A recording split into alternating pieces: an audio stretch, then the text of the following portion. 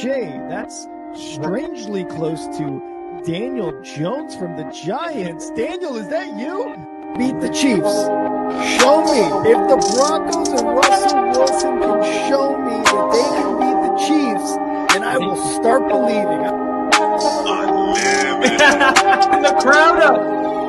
And so are this defense, and Kansas City won't snap the ball again. The Denver Broncos have beaten the Kansas City Chiefs. David Montgomery on the Lions, former Bear, gonna make this his revenge game for sure.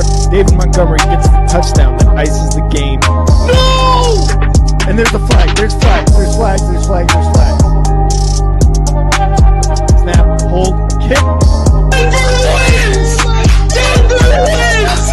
Let's go! They open. No!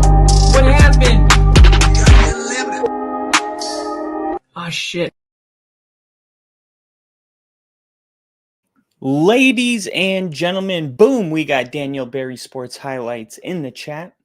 What is going on, Daniel Berry?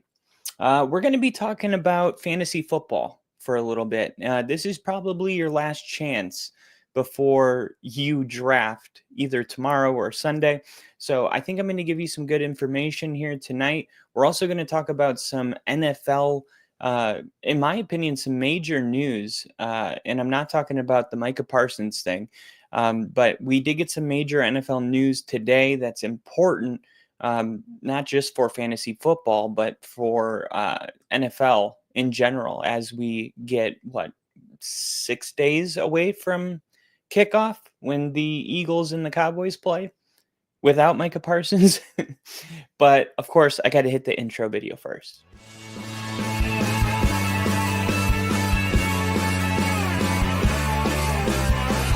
America is football. Football is America.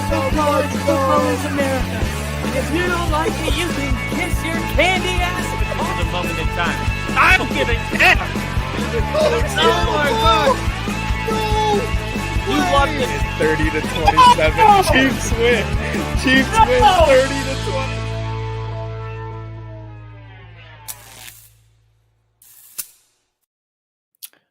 All right, here we go.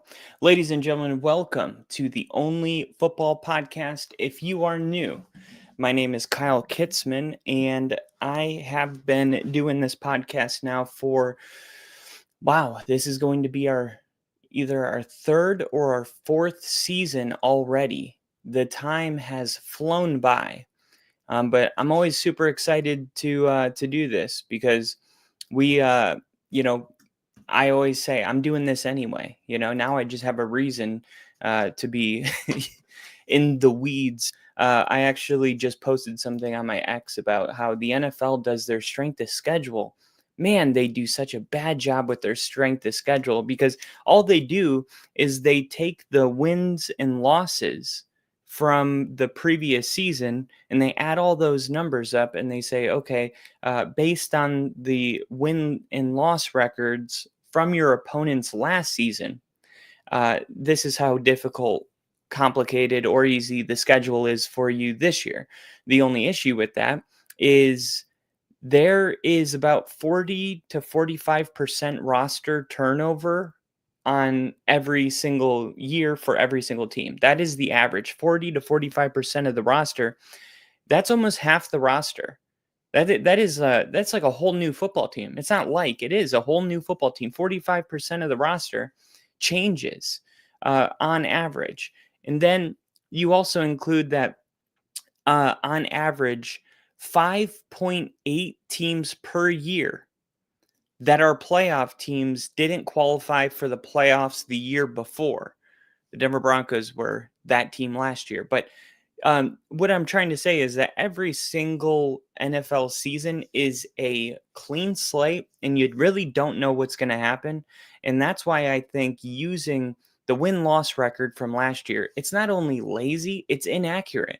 And you think that there's people getting paid millions and millions of dollars to do this. NFL analysts are getting paid millions of dollars. And what do? They take Carolina was 4-13. And it's like, what are you doing? All right. Why don't you analyze the scheme, the players they brought in, the value of the players they brought in? How did they do in free agency? And then make a projection and then use that to determine strength of schedule. So if you guys have been here for a while, and we got Ginge in the chat. What's up, Ginge? You know that I've had a bone to pick with this strength of schedule thing for a long time because it bothers me. And I'm going to go live to on one more here. Let me just get this going on my X as well. Let's see. Bear with me 1 second, and then we're going to get right into it. I want to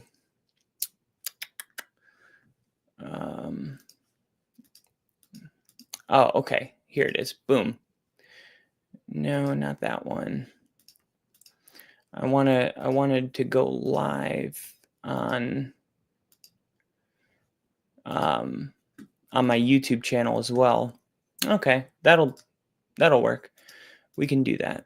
There we go. Yeah, I wanted to go live on my YouTube channel as well because I still have X Premium on there, so I can stream on X as well. So that is what I'm going to do.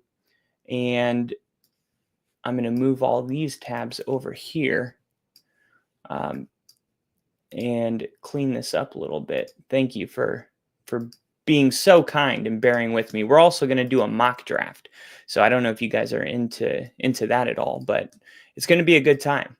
We're going to do a mock draft. Most fantasy leagues, they wait until the last second in case there's some kind of major injury or something like that.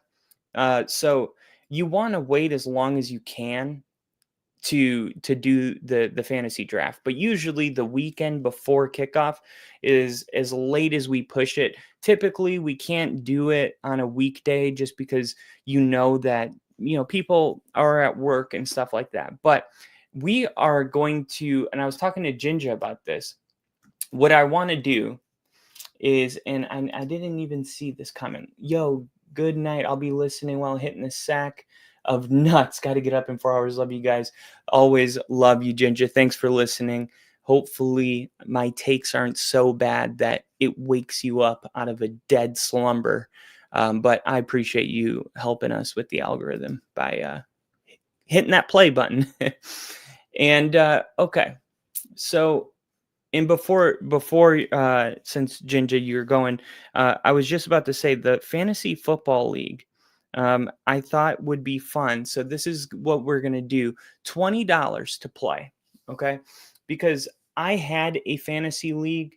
I was a part of one league and they're not doing it this year. And I'm like, that was kind of my whole, that's all I had. So now I need to create something new. And I already asked Ginger and he said he's in. Okay.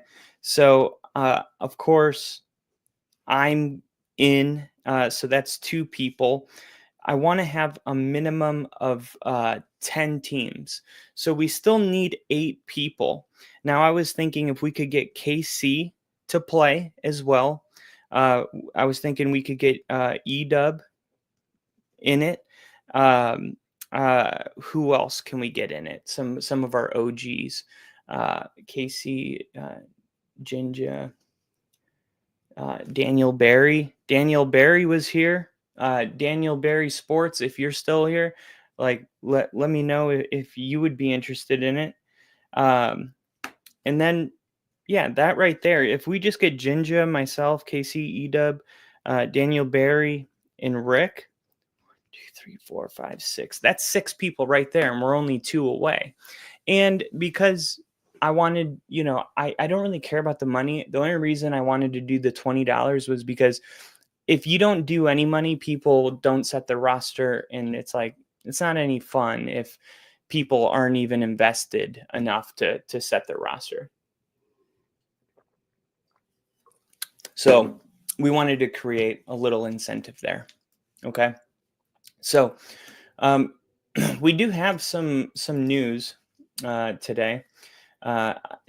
We don't know how the Chiefs are going to overcome, but we know they will because they do every year. But I have a feeling this year is going to be different. And I was saying this the other day. The Chiefs won 13 games last season that were one-score games. They went 13-0 in one-score games.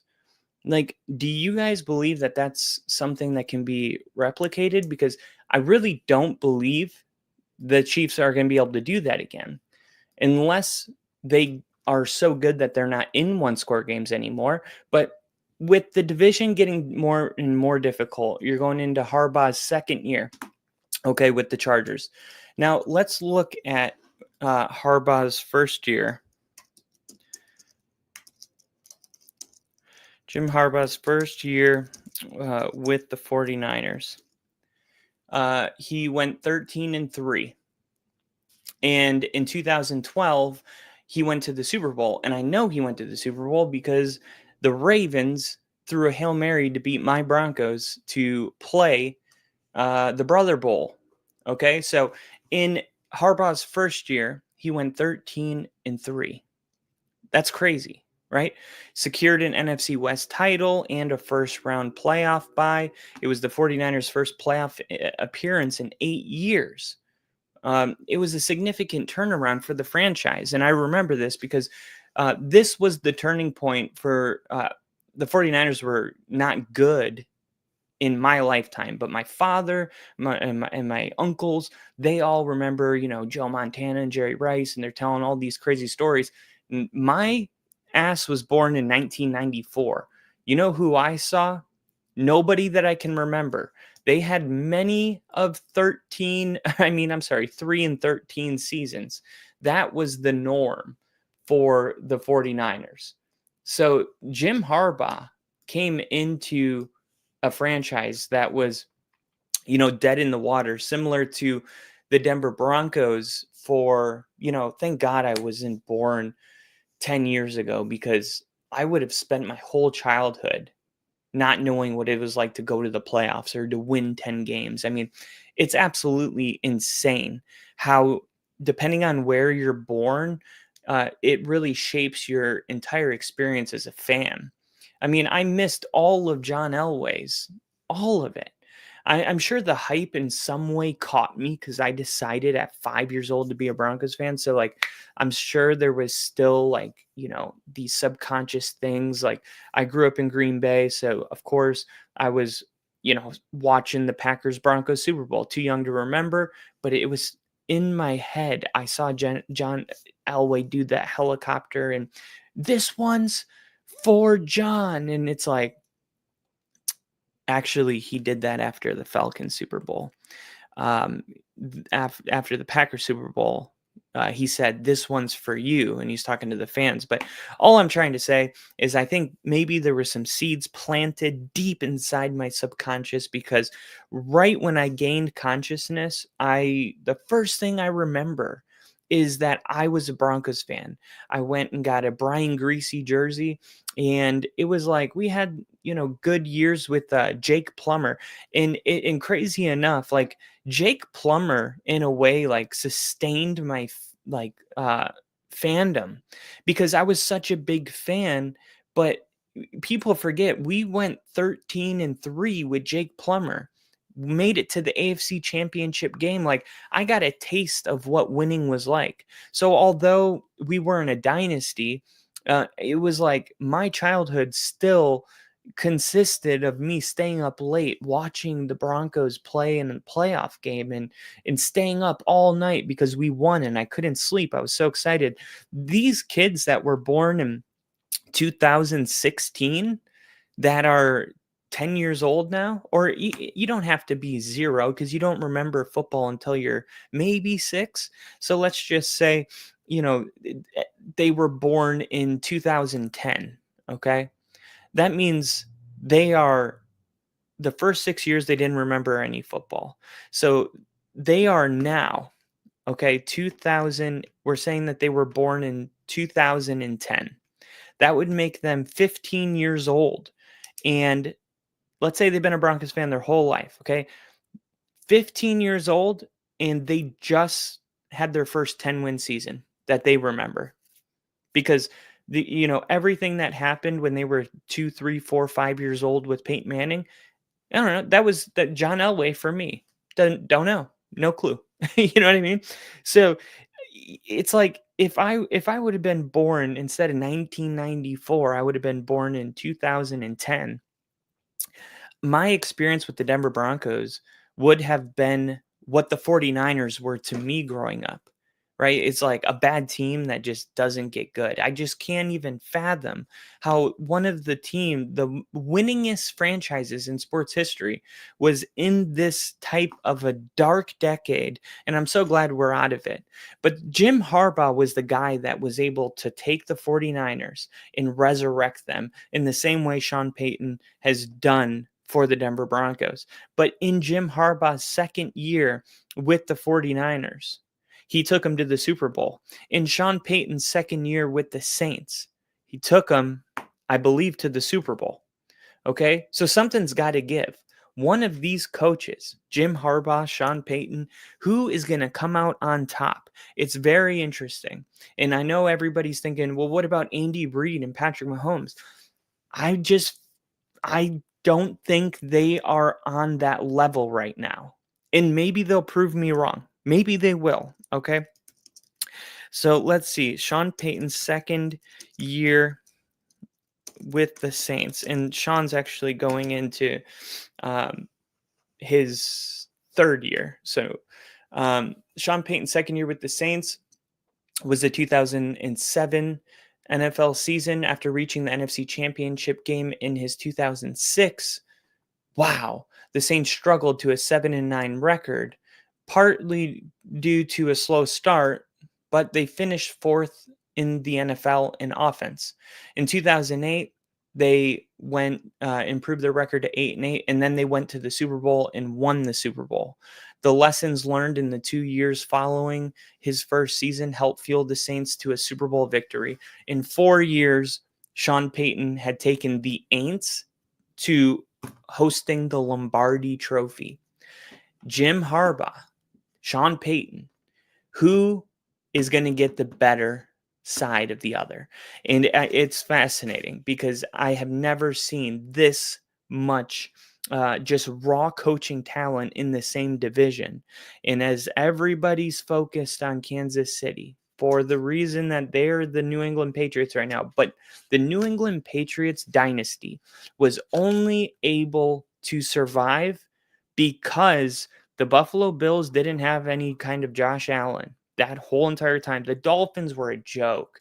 I mean, the most memorable thing about the Dolphins my entire life, which was pretty much the entire Tom Brady era, right? Tom Brady's like the first player that I was there for his first game, and then I remember all of his career.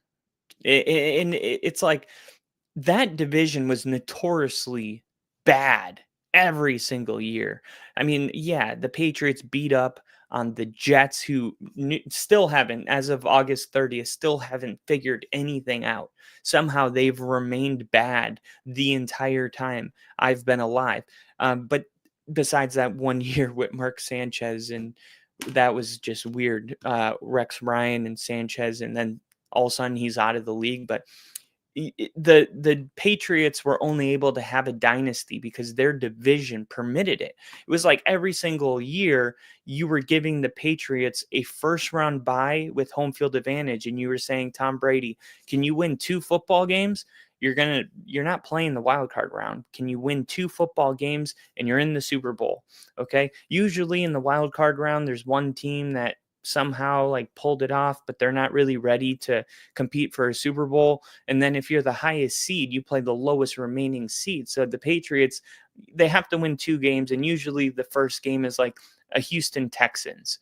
It's like, we all know that's not their year. Texans come in, they get beat pretty bad. And then the AFC Championship game, it's like, can you beat the Ravens? Can you beat the Steelers? Can you beat the Broncos? Okay. It really just came down to that one game. And then all of a sudden Tom Brady's in the Super Bowl and everyone's like, how does he keep doing it? I don't know. It's almost like I'm not hating either. I'm really not. I'm just telling the truth. Like the AFC East was just terrible. I mean, it was so bad. The Chiefs are supposed to be the next dynasty, that replicate what Tom Brady did. Tom Brady, Bill Belichick, is Andy Reid and Mahomes. It's like, yeah, the Chargers, the Broncos, Jim Harbaugh and Sean Payton, had they been in the NFC East with the Patriots, there would not be 7 Super Bowl rings. That I would guarantee you, a fact. And I hate doing hypotheticals because I can't prove them. So what's the point?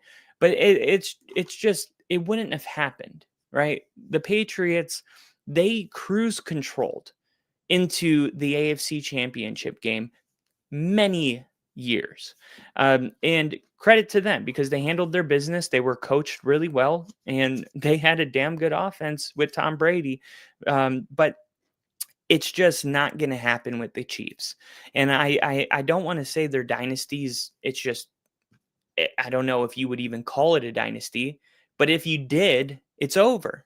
It's over. The Broncos were so bad before Sean Payton got here that it's not surprising that the Chiefs have beaten the Broncos 15 times in a row. As much as I hated hearing that, it's like, yeah, I mean, that's the division, right? The Chargers, they keep chargering. The Raiders, irrelevant. We don't even need to talk about them.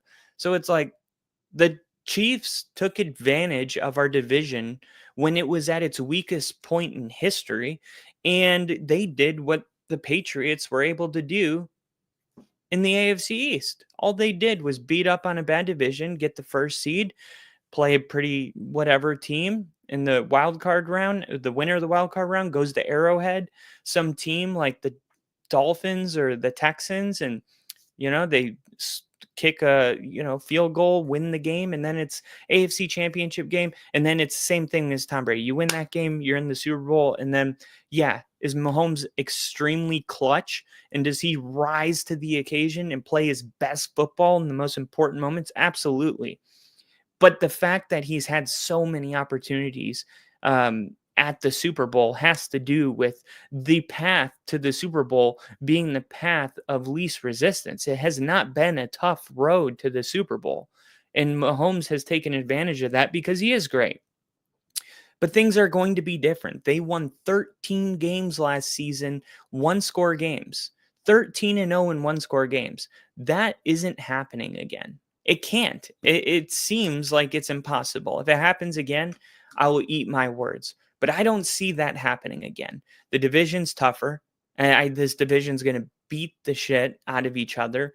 I mean, the first game where we're going to get a real like AFC West, because week 1 is hard to gauge.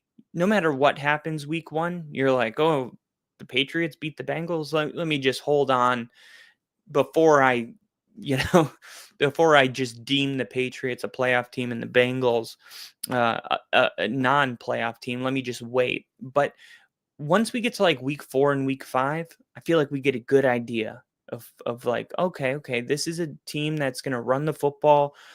Like the Chargers with Harbaugh. We knew by like week 4, there was multiple games where Herbert had like 120 passing yards. You're like, did he get hurt and leave in the first quarter? And it's like, no, this is the way Harbaugh's going to do it. You're like, he does have a quarterback that threw for over 5,000 yards, but hey, whatever. But it didn't matter because they kept on winning. And that was going to be Harbaugh's philosophy. And we understood that early in the season. Week 4, I believe, the Broncos and Chargers play. And it's going to be a huge game because the Broncos are playing the Titans. They should be able to win that game. Then they're playing the Colts. Should be able to win that game. All right, we're looking at a 2-0 football team, feeling really good about ourselves. And then it's going to get real. All right, we're going to play the Chargers.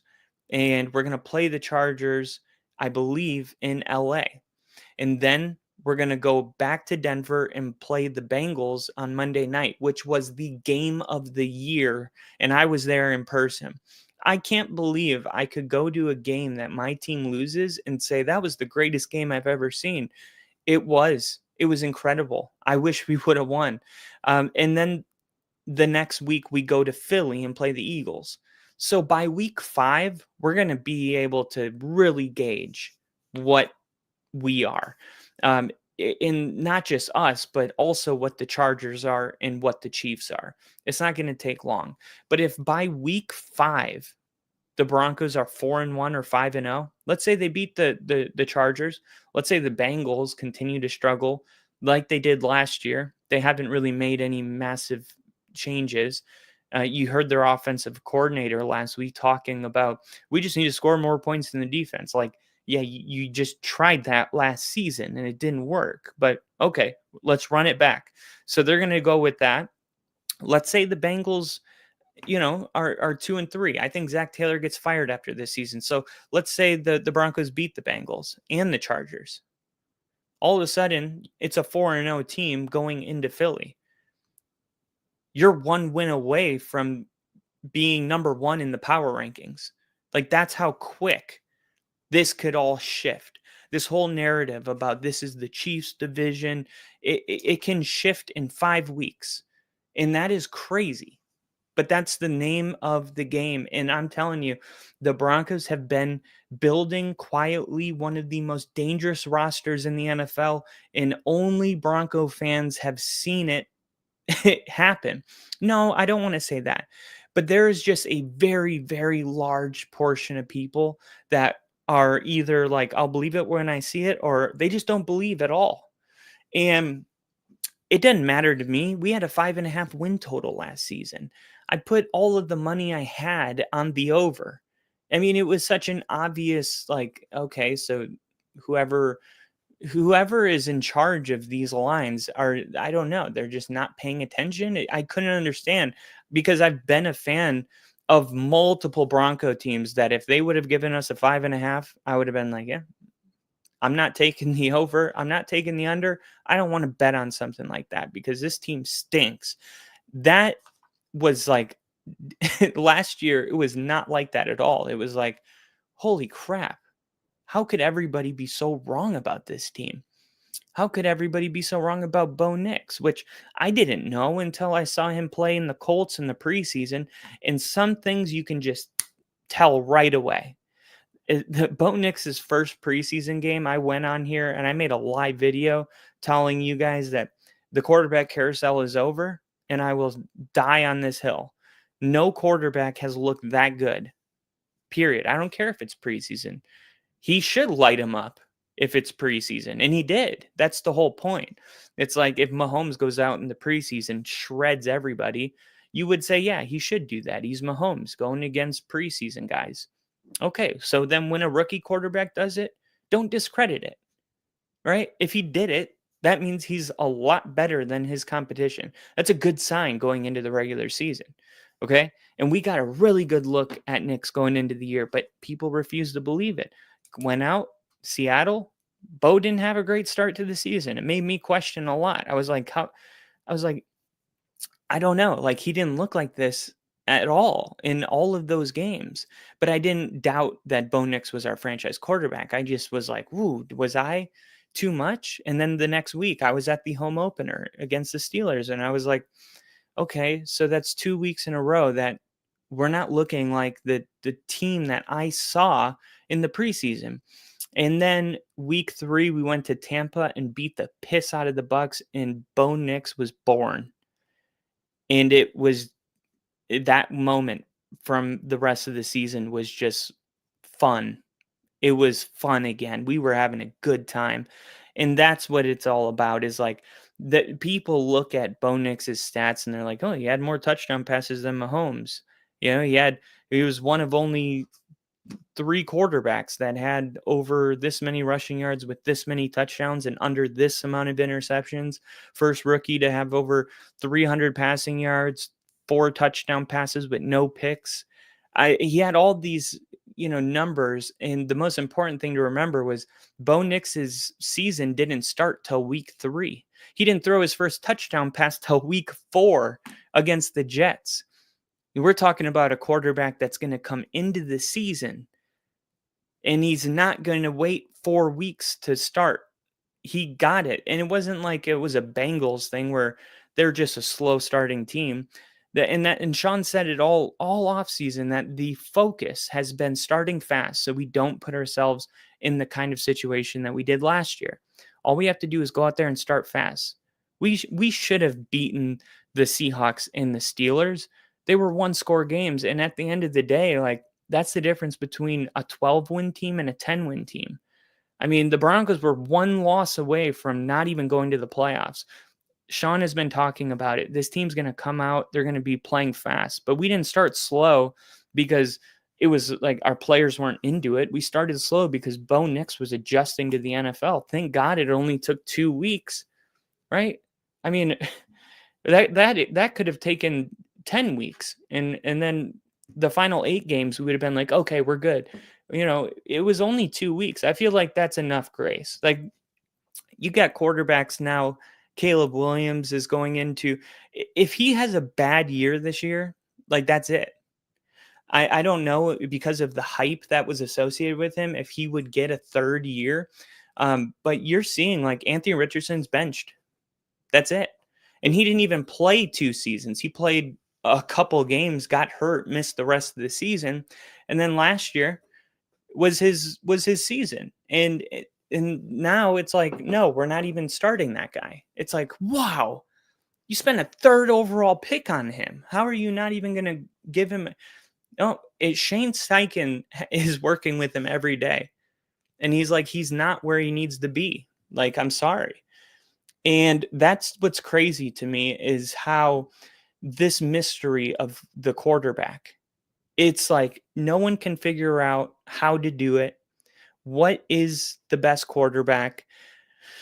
Like, but Sean does somehow, right? Because he's looking for the right things, right? He's not looking for what they did well. He's looking for what they didn't do well.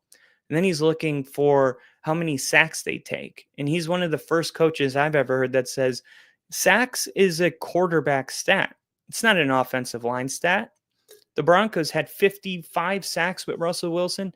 Same offensive line last year, and PFF just ranked us the number 1 offensive line in the league, you know, because Bo didn't take any sacks. I mean, you got to just, like, at some point tip your hat to Sean and say, like, he did it. He turned this team around. We got a franchise quarterback. And more importantly, this is the best defense in the NFL this year.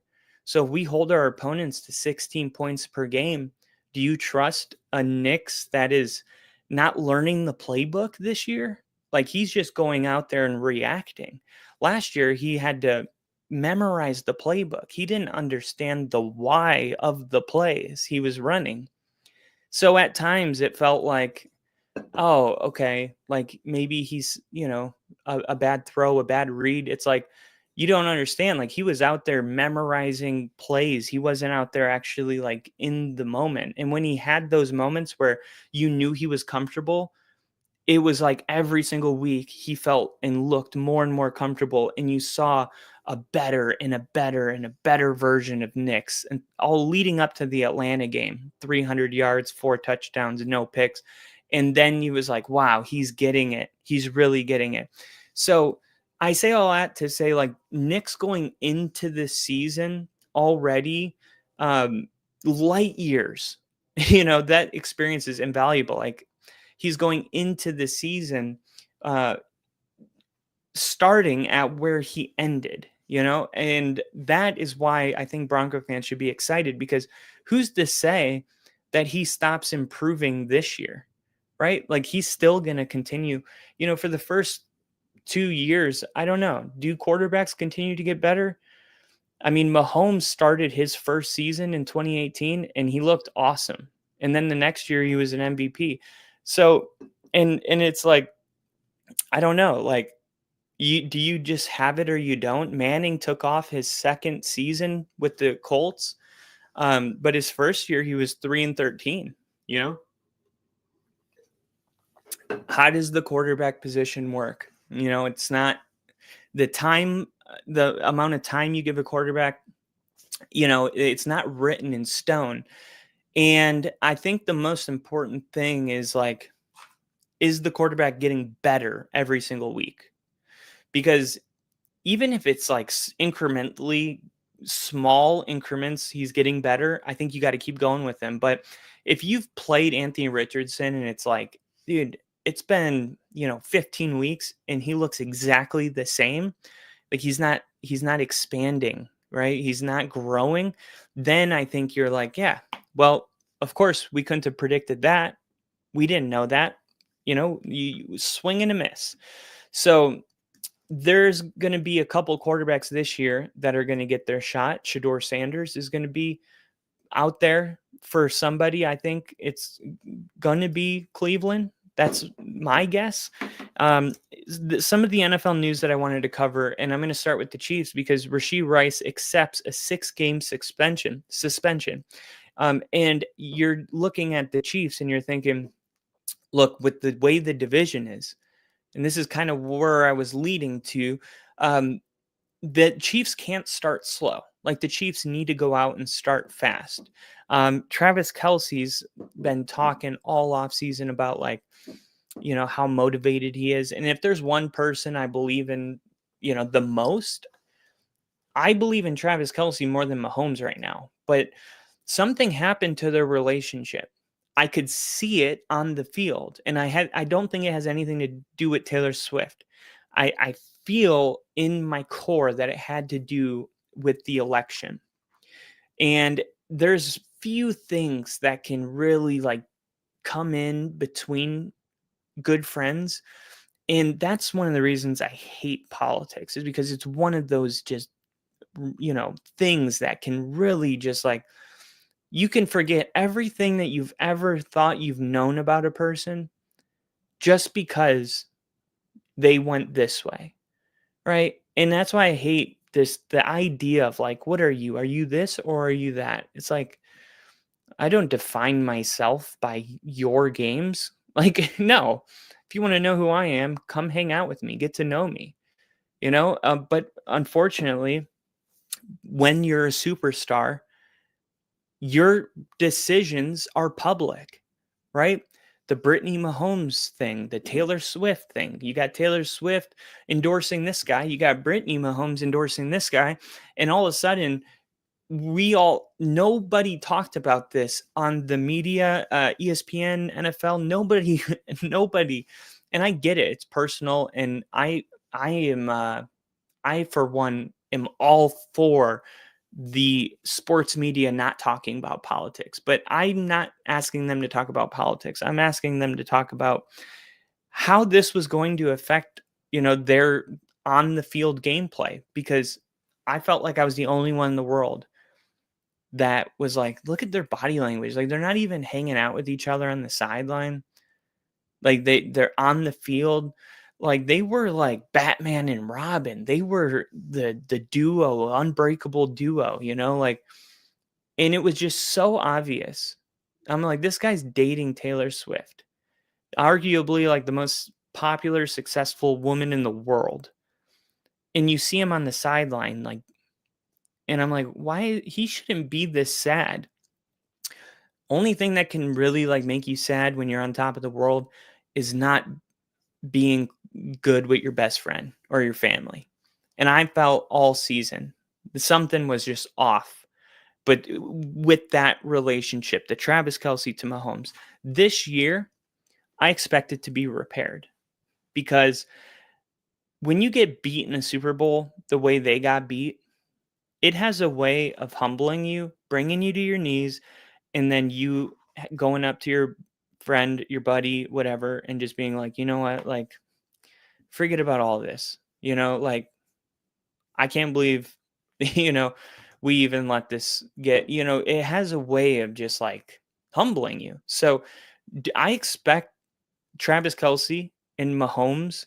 I expect Mahomes and Brittany to be at Travis Kelce's wedding.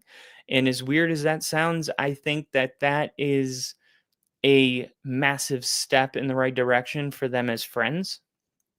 And I think that type of, that is a signal that they're back. And I think Mahomes' best chance this year, in the way the division is that Travis Kelce and him are back to what they were before. It's one off year with Travis Kelce. We can't ignore what we've seen the last 12 years with him. So if the Chiefs want a fighting chance, they can't come out with the energy that they came out with last year, right? And it's just so obvious too when you watched them play that something was off, because you got Rashee Rice out for 6 games. That's a pretty long suspension, okay? 6 games. And you look at their depth chart. They got Xavier Worthy, who's awesome, right? Awesome. Xavier Worthy's great, but he's not a wide receiver 1, okay? Now, let's look up Hollywood Brown, because Hollywood Brown is on the clock now that Rashee Rice is suspended. Now, Hollywood Brown hasn't been able to contribute at all because he's been dealing with an injury, but they're going to need him to step up. And he ran with the ball during the first half of the Houston Texans game at Arrowhead. And as of, let's see if he has any designation, because there was an article written by USA Today that says what Rashee Rice's suspension means for Patrick Mahomes in the Chiefs wide receiver depth chart. Okay. Mahomes is going to have to do without his top wide receiver. Do we really look at Rashee Rice like a top wide receiver? I mean, he's the Chiefs' top receiver, but is he any better than, say, like Christian Watkins, or a Romeo Dobbs? Like, it feels like it's like the Chiefs' best wide receiver, but that doesn't mean he's like, I don't know. I think he's pretty good, but I don't know if he's like irreplaceable. I'll leave that up to you guys. The 25-year-old pleaded guilty to 2 third-degree felonies, and that was the collision involving serious bodily injury, and then he fled the scene. A Dallas District Court judge sentenced Rice to 5 years probation and 30 days in jail. Could you imagine? If I did that shit, I would go to jail for like, I don't know, a long time. 30 days in jail. That's crazy. Like, anyway, no, I can't just anyway that. Could you imagine if you or I did that shit? Like, hey, we're going to race on the highway, cause bodily injury, and then flee the scene and get 30 days. Anyway, Kansas City had to operate without Rice for most of the regular season last year because of a knee injury. Rice collided with Mahomes, and then he missed the rest of the season, as well as the Chiefs' run to the Super Bowl. And then we knew all off season this year that this suspension was looming. And the Chiefs invested in skill positions on offense this offseason. They selected multiple players in the draft. Jalen Royals, a wide receiver. They got a running back, Brashard Smith, on day 3. And they also got Jake Brenningstool, an undrafted free agent. Royals is dealing with knee tendonitis, which kept him out of the Chiefs preseason finale. So, okay, let's start there. Because Jalen Royals is the only wide receiver that they drafted. Okay. So he is dealing with knee tendonitis, and he wasn't able to play in the Bears game. Another hit to the Chiefs depth chart. So let's just go. We'll say Royals, Rice, Brown. I'm going to put Kelsey just because he's a wide receiver. Let's be real. With Kansas City's main roster cuts finished, here's how things are stacking up right before the game against the Chargers, the opener. All right, Rashee Rice, suspended. Xavier Worthy, good to go, and he's gonna be your one. I guess Hollywood Brown. They got Juju Smith-Schuster. Hollywood Brown and Juju, I feel like, I don't know why, but in my head, they're the same person. I don't know why. I have no clue. What Juju, didn't he like, it's like, are these just Steelers ex-Steeler wide receivers go, what happened to Juju? Like, what's his story? He was drafted in the second round in 2017. Wasn't he the one the Bears traded for? And it was like a terrible pick. And then he went to the Dolphins. And let me pull up Juju Smith. I feel like we all need a refresher on this guy. We all need a little bit of a refresher on Juju Smith. All right. What the hell is going on with this guy? All right. See all. All right. He was a Steeler 2017, 2018, 2019, 2020, 2021. And then 2022, he went to the Chiefs. 2023 went to New England. And then 2024, he played with the Chiefs again. Okay, so it's weird. He's kind of bouncing around a lot. He played 14 games last season for the Chiefs. Really? 14 games. He's just not, I don't remember much. I mean, I remember he's on the team, but I just don't remember like him making a bunch of plays. He had 2 receptions in that's the preseason. I was like, dude, no wonder.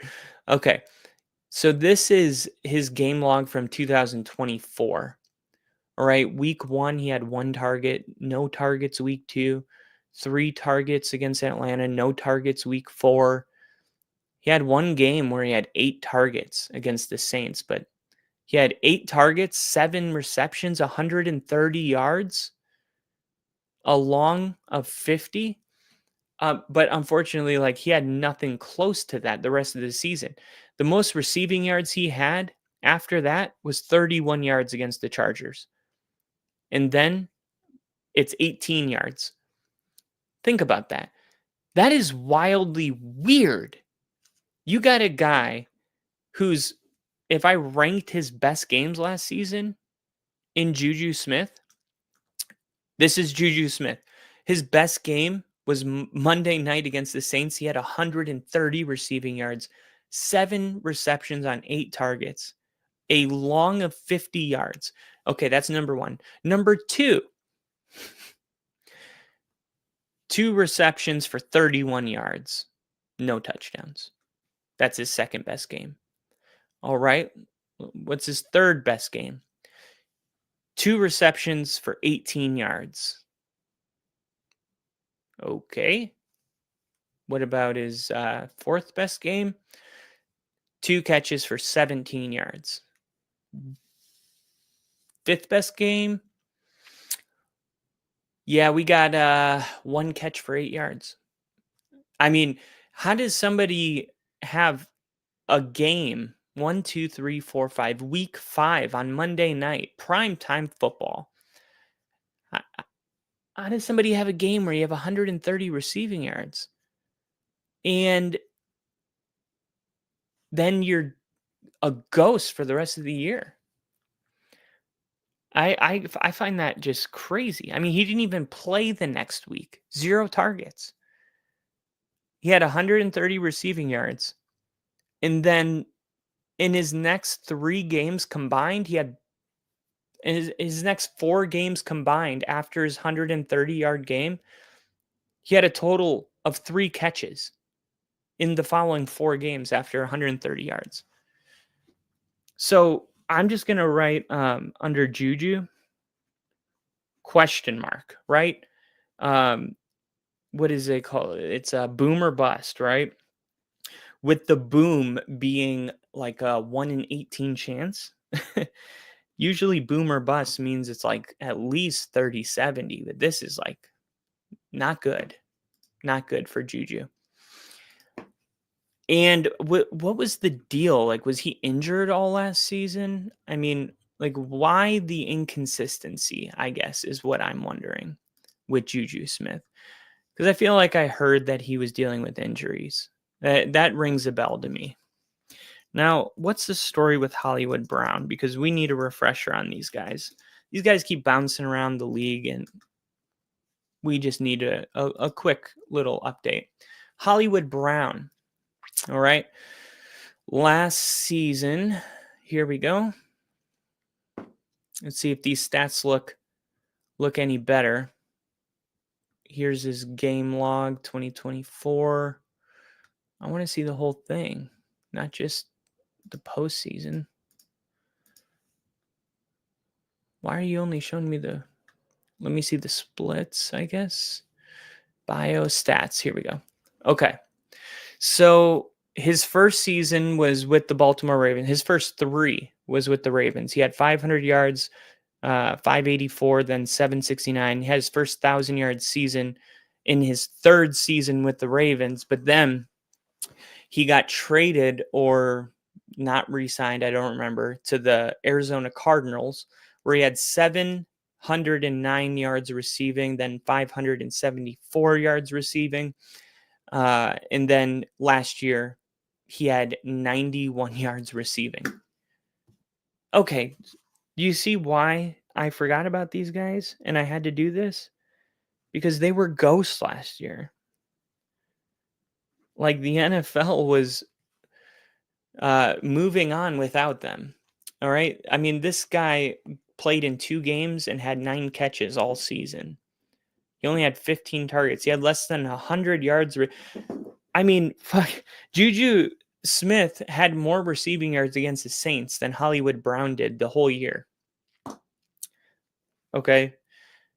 So what? I mean, what are we supposed to think with these guys? And these are the guys that you're saying, oh, okay, you guys need to step up. I mean, you guys feel good about that? Rashee Rice gone, Hollywood and Juju. Anyone's guess what's going to happen with that. We know Jalen Royals, who they drafted, is hurt with the knee tendonitis. It kept him out of the Bears game. So, okay, what are we looking at here? We got Xavier Worthy, 2 wild cards, Jason Brownlee, Tyquan Thornton, and Nico Ramigo. Sounds like a nursery rhyme. Nico Ramigo. Where I go, you go. Okay, what is this player right here? Jason Brownlee, hometown Mississippi, went to Southern Mississippi. He's undrafted. Nothing against undrafted, but he is undrafted. I'm just saying, like, he's not. He's really nothing against undrafted. It's just, let's not, he's not a 1st, 2nd, 3rd, 4th round pick. So then you got Tyquan Thornton, and Tyquan Thornton, he is a 2nd rounder. Thankfully for the Chiefs, right? Somebody with maybe some upside here. He was selected 50th overall out of Baylor in the 2022 NFL draft. All right. His 2000, let's see his stats here. Okay. So he was drafted actually by the Patriots 50th overall. And he had, in his rookie season, 247 yards. Then he had 91 yards in 2023 with the Patriots. Then he had 47 yards in 2024. And then now he's a Chief. So he hasn't played with the Chiefs yet. And just a reminder, this is Tyquan Thornton. Okay. Tyquan Thornton. I mean, 50th overall is pretty high pick for a guy that has 385 receiving yards going into his 4th year total on his career. This is another bust. That it's like, just call a spade a spade. The Chiefs have a terrible plan right now. Okay, and this is Tyquan Thornton. Okay, so the last guy is this Nico Ramigo. All right, it all comes down to this Nico Ramigo guy. Hopefully this guy has like a couple 1,000-yard seasons in his belt. I'm just kidding. We know he doesn't. We would know who he is. Undrafted, Fresno State. He's 25 years old. Seriously, why is everybody predicting the Chiefs are going to have no issues this year? It is boggling my mind. Me and Rick are going to do our AFC West predictions on Monday, and I am going to really put this in perspective. And that's why I'm glad I'm doing this right now. Okay, so this guy was drafted. I'm sorry, he wasn't. He was undrafted, but he was picked up by the Chiefs in 2023. He played in no games in 2023. In 2024, he did appear in 5 games. We only had 2 catches for 48 yards. That's what he's got on his career, 2 catches for 48 yards. That's our Nico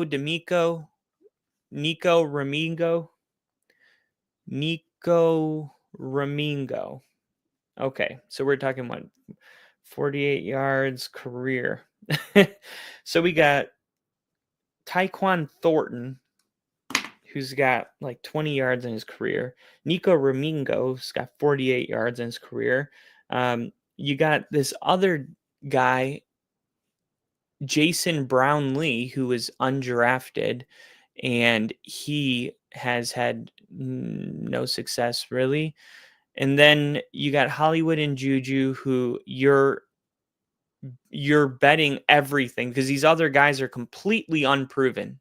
All right, let's just be real for a second. These other guys, they're not just. It's not just that they're unproven. That it's more likely that they're not good than it is that they are good because it's not their first year.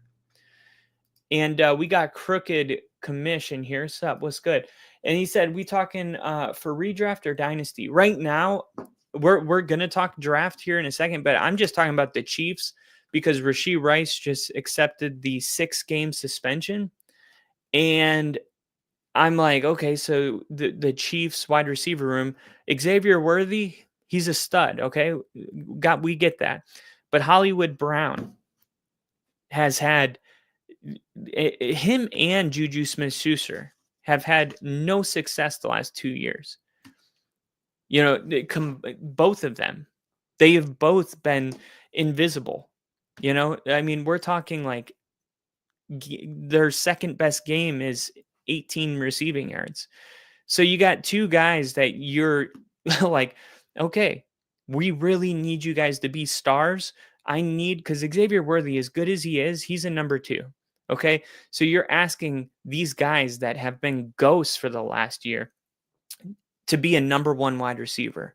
And if you can't do that, then what's the plan? Because the Chiefs didn't bring in, this can't be the plan. They've got to be bringing somebody in. I mean, the Vikings were just in a similar situation with Adam Thielen. I mean, they brought in Adam Thielen because, you know, the suspension with Jordan Addison, but they didn't just like look at their depth chart and be like, yeah, this is a good plan. Let's go into the league week 1 with this. They were like, okay, we're going to have to make a move. They even tried to make a move for Devon Vele, but the Saints ended up getting him. But the point is like, why are the Chiefs looking at this roster and saying we're good? The only thing that's happened in the West is they've gotten way better, the Chiefs and the Broncos, and they won 13 one-score games last season. And their offense was mediocre. They've been 15th in points per game the last 2 years in a row. And this is their plan. And everybody's got them winning the division. That's what's blowing my mind. Injuries for Hollywood Brown holding him back. And now they're just hoping. See, this is the thing about injuries. Like, and it's the same thing with J.K. Dobbins in Denver, where it was like, oh, he's really good when he's not injured. But it's like, okay, but you're putting him in a position where like he can't get injured. You can't have your number 1 receiver get injured. And now you're not asking him, because the vision when you bring in a Hollywood Brown or a Juju is like, you could be a 2 and you can be a 3. We got Rashee Rice, who's a 1. Now he's out for 6 games. And you're like, okay, so the vision that we had, Hollywood Brown, we were going to make you a 3. So if you did get a little banged up, you know, not a big deal. But now, you know, you're asking him to to be a real number one wide receiver. And it's up to him to prove everybody wrong. But there is a large sample size saying that's not going to happen. And for the Chiefs, I just can't believe that they haven't addressed this. I can't believe that because the Rashee Rice suspension, it was not surprising. Like, we knew going in to the season that this was going to happen. And you're like, Hollywood Brown's got 1,000-yard receiving season on his career total, and this isn't somebody, he's going into his 8th season. So I don't know. The Chiefs they're going to learn the hard way. Unless there's a massive deal for Tyreek Hill to come back around the corner that I don't know about. We got Ginger saying Steelers win in AFC North. I where did you hear that, Ginger? Are they going to go against the Cat, KC? Good question. Let me pull it up on Over the Cat. But like, you can manipulate the cap. Like, the cap, it's a fugazi. Unless you're the Dallas Cowboys, and then it's very real. Okay, so right now, the 2025 cap space, the Patriots are number 1. They have $51 million in cap space. How have the Chiefs spent the 4th most money in 2025 free agency? And that's their receiving room. Like, what? You guys have struggled offensively so much the last 2 years. But you know what it is they got used to winning those 13 one-score games. And they think, oh, we'll just find a way. It's not happening this year. The Chiefs are going to finish 3rd in this division if they don't come up with a different plan in the next 5 days. 4. They have really 4 days to change their plan, or they're going to start 0-1, and that's real. And then they're going to make a move, right? It was like, what was that, 2 years ago, where they didn't have that contract with Chris Jones figured out, and then they went out there and I think they lost, or they almost lost, and then Chris Jones was signed the next day. But look, you spent the 4th most money of any team in free agency, $88 million, and you did nothing to your... I don't understand why they are doing this. I love it, though. As a Broncos fan, I absolutely love it. Kyle Hamilton was signed yesterday on a 4-year, $100 million contract. We got Crooked Commish saying, you think Rice ADP drops much? 6 games, it's terrible, but we only have 14 regular season fantasy games. Yeah, absolutely. If anything, it's going to... Have you drafted yet? If you haven't drafted yet, well, I guess if you already have drafted, hopefully you had the foresight to see this and you drafted Xavier Worthy, because I think it's definitely going to take a hit at Rashee Rice. Like, he's looking at being, in my opinion, a 7th or 8th round draft pick. All right. And anybody that thinks otherwise, go for it. Hold him on your roster for 6 weeks, drafting him. I don't know. Where is his ADP right now? Let me see. ESPN Fantasy wide receiver ADP. All right. So as of, let's see when this was updated. This was updated August 27th. But like I said, this news, it's not new.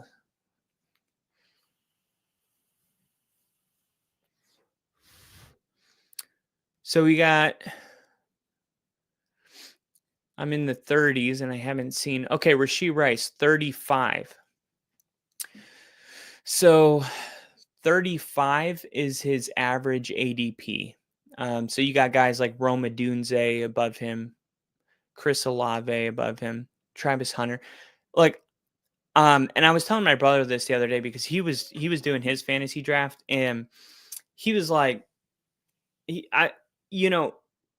was drafting, and every time I suggested a player, he was like, "Oh, I got to scroll down for him. I don't want to scroll down for him." And I'm like, you got to remember that this list is their best guess. And it's just like the real NFL draft, where the further you get outside the first round, the more and more and more wrong that list is, right? Like, you got the top 5 guys, like, Jamar Chase, JJ, CeeDee Lamb, Puka, Malik, Amon-Ra St. Brown. Like, these guys, they're all great, right? But once you start getting to like JSN, Devontae Adams, how's he going to be with the Rams? There's a lot of upside there. Stafford's back. Is that going to be an issue? Terry McLaurin, 16. I feel like that's low for Terry McLaurin. I mean, Terry McLaurin below Lad McConkey.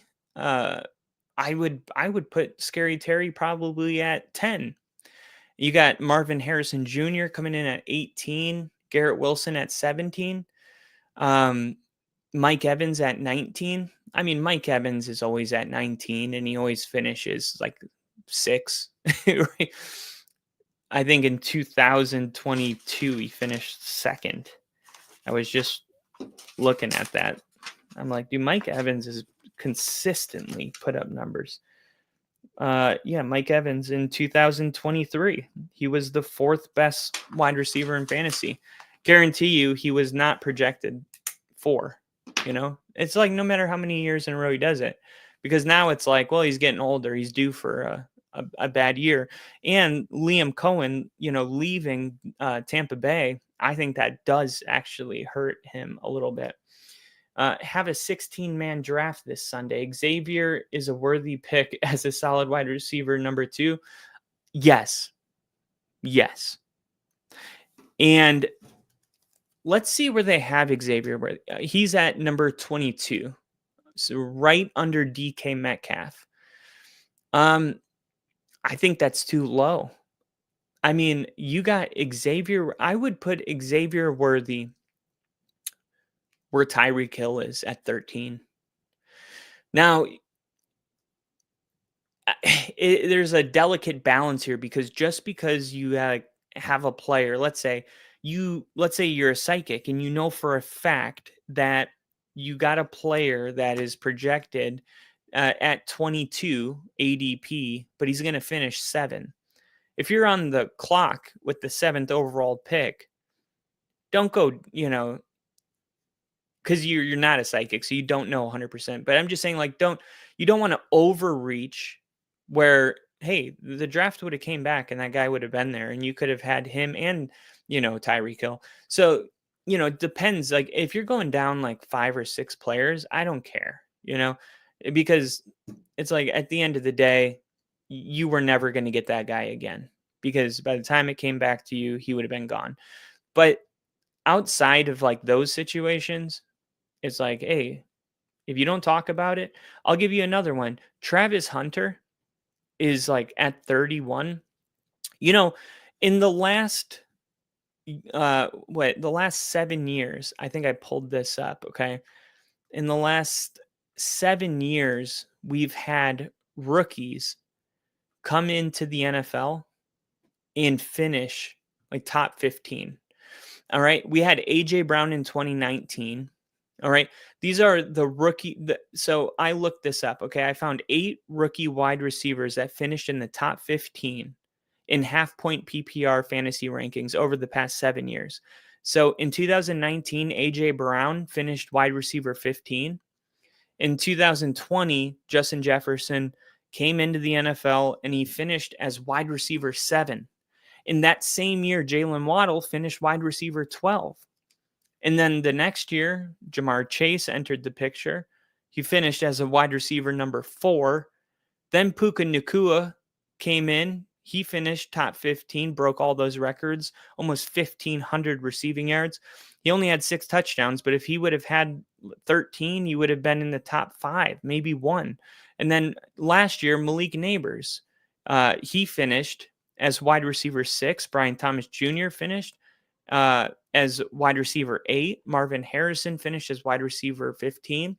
So I drafted Brian Thomas Jr. last year in I don't know, I think it was the 6th round.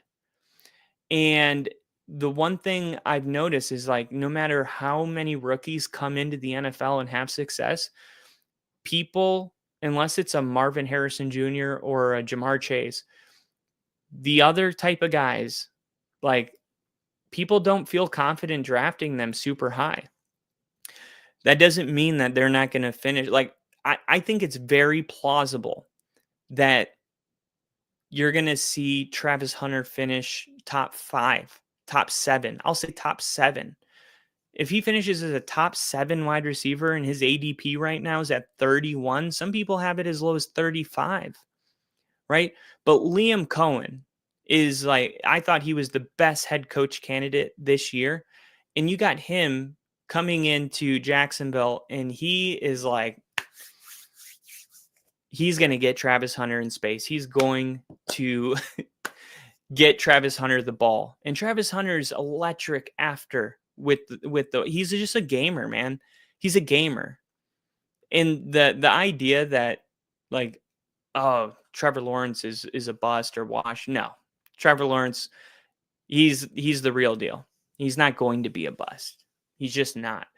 So I'm betting on Liam Cohen. I'm betting on Trevor Lawrence, and I'm betting on Travis Hunter, and I'm stealing Travis Hunter. And I think it's possible that this is somebody you could get in the 4th round, and you could have a wide receiver 2 for the whole season, which allows you to do my favorite strategy is to go running back, because I feel like there's a lot of wide receivers, and I'm going to share something with you guys. There's a lot of wide receivers that you can get that can get you, 15, 20 points on a given week. There's not that many running backs that can do it. I mean, there was 18 running backs last season that averaged 14 or more points. All right. If you're in a 9-man league, let's just go to 15, right? There was only 11 running backs last season that averaged 15 or more points per game. So if you're in let's say a 5-man, let's say a 6-man league, or that means if you're in a 10-man league, only 6 of you were getting at least 15 fantasy points per week from your running back.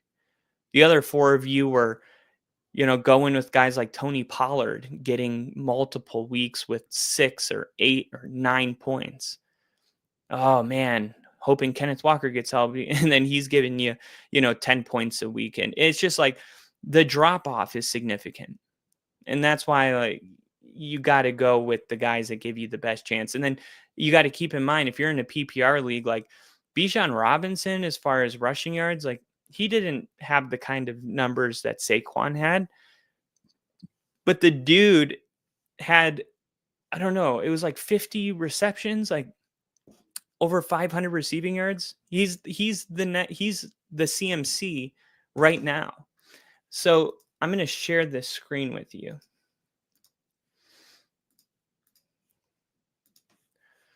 And let me open this up.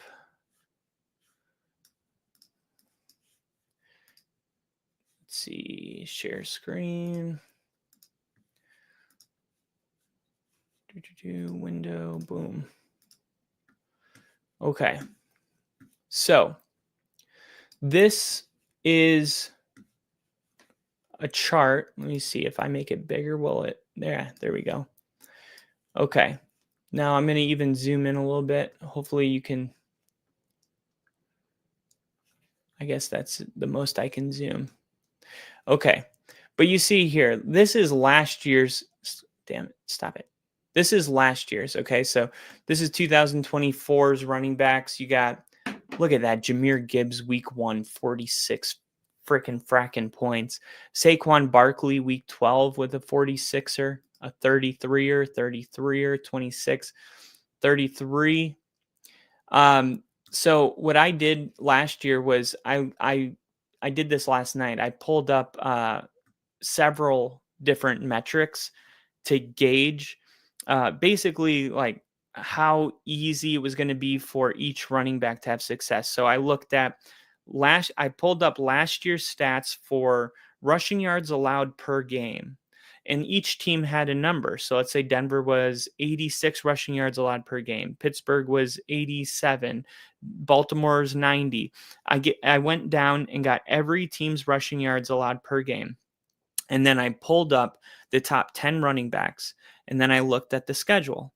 And then every opponent that running back had, I went down, found the rushing yards allowed per game, and I added up all 17 of those numbers. And then I got a number for each running back. Okay. The higher the number, the better for the running back, because that means that, they're giving up more rushing yards per game.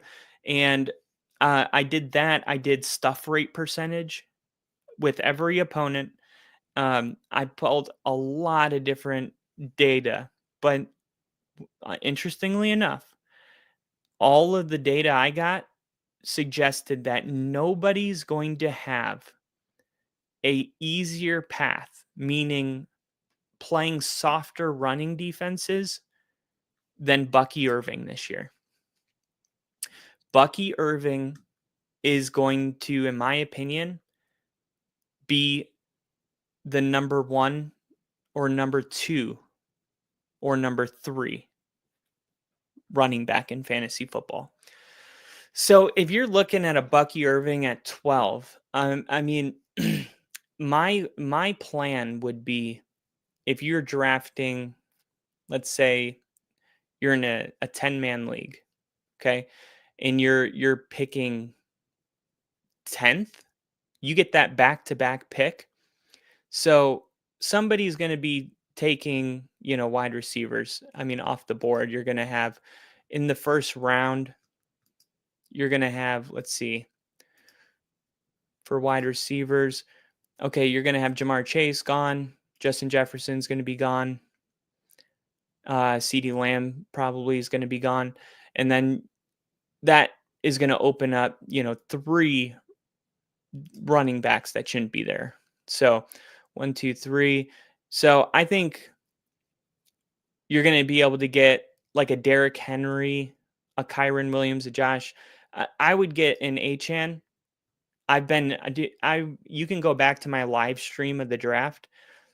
The Broncos were on the clock and I was like, get Achane. I was banging the table and they go, the Broncos select. It wasn't Devon Achane. And then the worst part is, with the next pick, the Dolphins took him. And it was brutal, because I think we were in the 3rd round. And, it's like, oh my God, of course, the pick after. It wasn't as obvious as the 1st round. I was like totally shocked the Dolphins did it with the next pick. But I knew this guy was a gamer.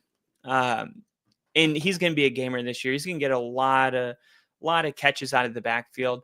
If I went into this season with Achane and Bucky Irving as my RB1 and RB2, I would feel like I am about to tear shit up. And Crooked Commish said, as a Bears fans, I have to say Ben Johnson being the best coach out there. My buddy who we shoot this podcast live every Monday, he's a diehard Bears fan. Diehard.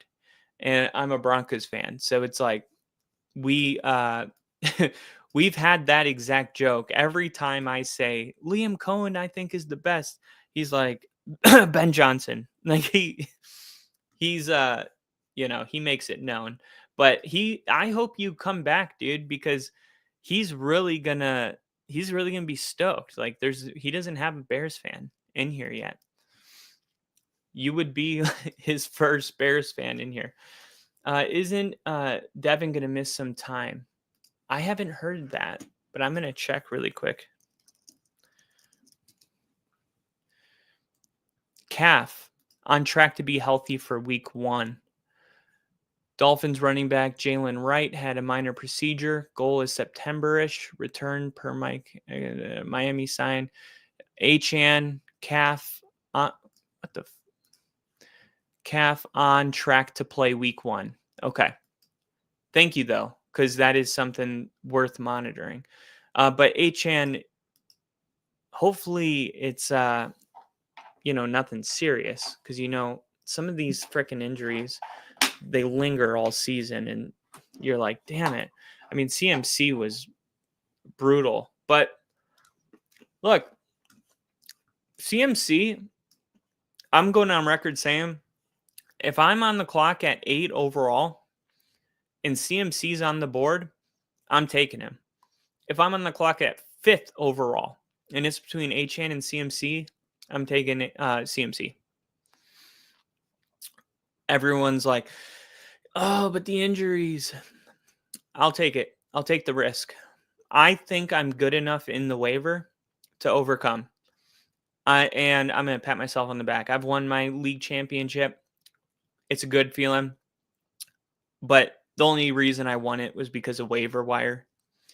I mean, my roster that I drafted was like 40% there by the end of the season.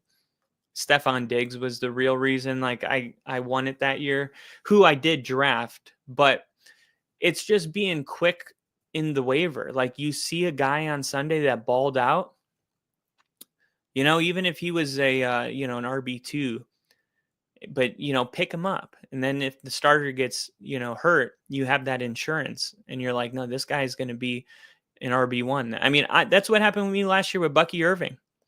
Bucky Irving had a game, and I was watching him closely. It was like week 3 or week 4, and I picked him up.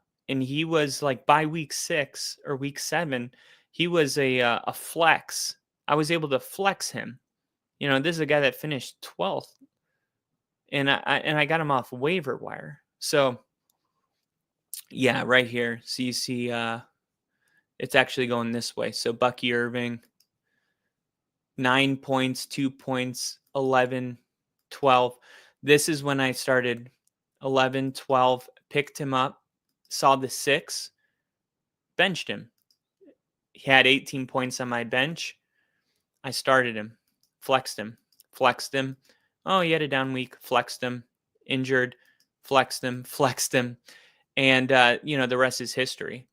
But I like Bucky a lot this year. A lot.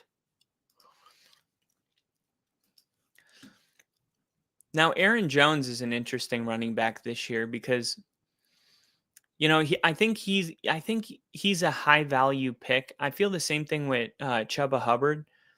Chuba Hubbard has been attempted to be replaced for 3 years in a row, and he just continues to be the best.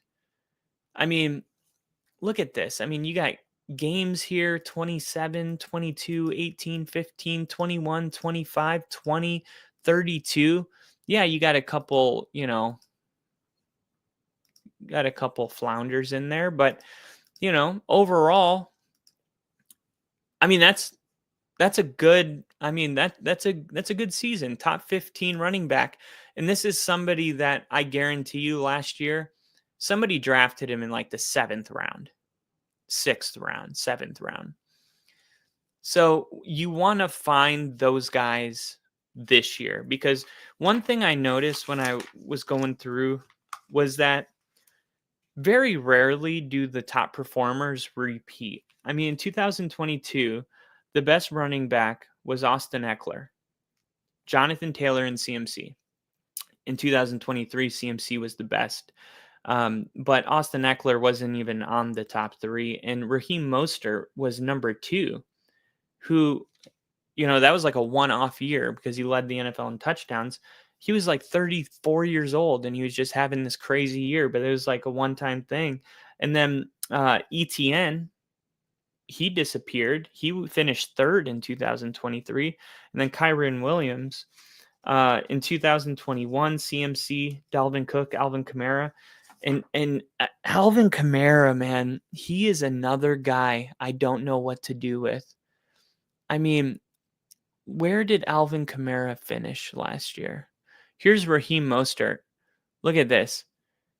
Raheem Mostert, 1 year removed from being the number 2 fantasy running back in the NFL, and he averaged 4 points a week. Didn't play for most of the season. And that's why I say I'm very weary on people that want to cling to last season, right? There's a couple times, there's some examples of when you're like, no, I'm riding the momentum. That's the hot hand. If it's a rookie running back that showed you something like Bucky Irving, don't be afraid. But if it's a 34-year-old that, had a breakout season, don't expect him to do it again at 35. And Crooked Commish with the sub. Let's go, baby. I subbed up. We need to do a collab. I do a fantasy show on Wednesday nights with my co-host. I would love to do that, man. I would absolutely love it. Thank you for subscribing, seriously. And anybody else watching this that's enjoying this, please hit the like button, hit the sub button. I forget to ask because I just don't like it. But if you do like it, honestly, then like it. But yeah, I mean, getting Raheem Mostert, like, you gotta recognize the one offers. Like, I think I'm gonna just give you a couple guys I like. I told you I liked Devon Achane when he was drafted. He was like my guy. Last year, my guy that was my Devon Achane was Isaac Urendo. Isaac Urendo.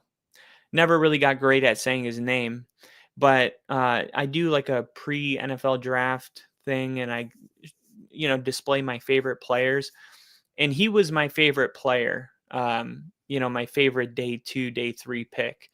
And I believe the Niners got him in the 5th round, which is insane value.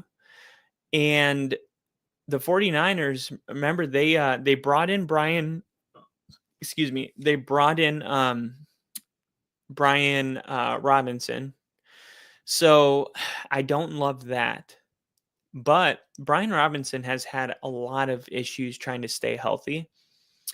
And CMC, if CMC's, I don't know, as far as I'm concerned, I think CMC's good to go. I've seen clips of him catching the ball down the sideline. Like, he looks good to me. But maybe the plan is to, get Isaac Urendo into the game more. Because he's just so talented. I mean, did you see the games he did start last year? You went over 100 yards, broke out, and I'm like, I know.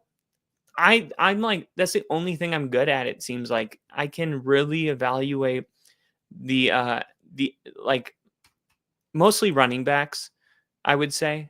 I don't know why. I was never a running back, but I'm like 4 for 4 right now. Since I started this podcast, and it got to the point where people are like, who's the running back this year? I'm like, I don't know. I did whiff on Cam Akers. I'll admit that. I expected Cam Akers to be really good because he was so good in college. And he was filling the shoes of Dalvin Cook, which, he's the greatest Florida State running back of all time.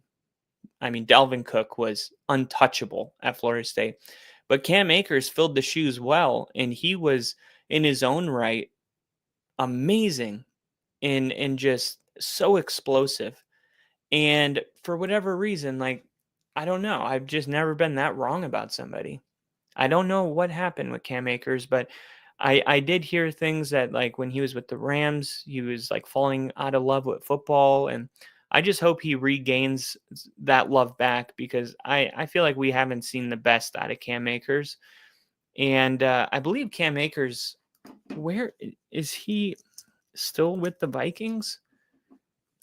Vikings rumors intensify on Kendrick Bourne, the cornerback fix in Cam Akers. Let's see what this is about, because this is coming from VikingsTerritory.com. The Minnesota Vikings offseason is essentially over, and the real thing is rapidly approaching. rumor, the Vikings explored a Kendrick Bourne trade before acquiring Adam Thielen from the Carolina Panthers. This NFL Network's Tom Pelissero tweeted this week, the Patriots are releasing Kendrick Bourne per sources after missing most of camp with a foot injury. Bourne is healthy and wanted a fresh start. Now he gets it and can find a new home. Pelissero's colleague, Mark Garofalo, followed up the tweet a few minutes later and said the 49ers seem like a logical landing spot, but the Vikings had interest and a few other teams are likely to show interest now that Kendrick Bourne is a free agent, one to watch. It's unclear if Minnesota would sign Bourne after trading for Thielen. It has not done so a few days removed from the Thielen trade, perhaps not. But so long as Bourne remains a free agent, Wire, it's useful to know the Vikings kicked the tires on his trade availability. These are the club wide receivers without Bourne. Justin Jefferson, of course, we got Jordan Addison out 4 weeks. Adam Thielen, Jalen Naylor. See, you get it though. Like the Vikings, Jordan Addison dealing with the suspension. You got a lot of unproven guys in the room, and you're trying to fix it. Right? You're actively trying to fix the problem. You're bringing in Adam Thielen. You're like, this is what I'm wondering why the Chiefs aren't doing it. Because the Chiefs and the Vikings are in the same exact situation, and one team is handling it like they're in that situation, and the other one is not. They are just comfortable with what they got, and they shouldn't be. But like I said, I'm happy. The Chiefs want to make a dumb decision and go into the season with all they got right now. They're going to lose week 1. That's how that's going to go. Ooh, did I just give away one of my sneak previews? All right, well, let's get into our mock draft. All right, I think we've done enough chit-chatting. Maybe. I don't know. I could talk about football all day. We got Ginger. He said, you got to give Brian Robinson a pass. He's got that shot. Oh, too soon? Not really funny, but haha. No. What's up with football players getting shot? It is happening. Cam is a free agent. He was with the Saints this preseason, but he got cut. Man, I hate that for him. I hate that. I hate that Cam Akers can't find a team.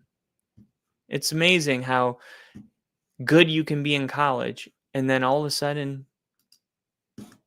you're just bouncing around the league, trying to find a home, can't find a league. Let's see, mock draft now. Here we go. I want to do let me ask you, Crooked Commish, are you drafting a 10-man league or a 12-man league? Because I'm going to do what you're doing. Since you subscribed, I'm gonna do a mock draft for your exact situation. Holy crap. 16? That's a thing? Holy crap. I like it. That's insanely difficult. Holy crap. Or a 14. Let's go 245, 14 PPR standard. Crap. All right. Let's go to, let's see, members. Here's one. 10. I might be able to, here we go. 10 team, 12 team. I don't know what H2H. I just do PPR. Let's see. 10 team PPR standard. Oh, they just filled up. Well, I guess they fill up pretty fast. What's the difference between expert, beginner, and pro?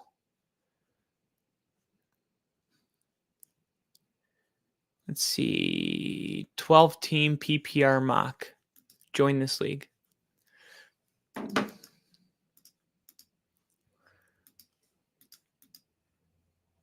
Crap. All right. Let me do that for a second. You can now log into ESPN with your Disney.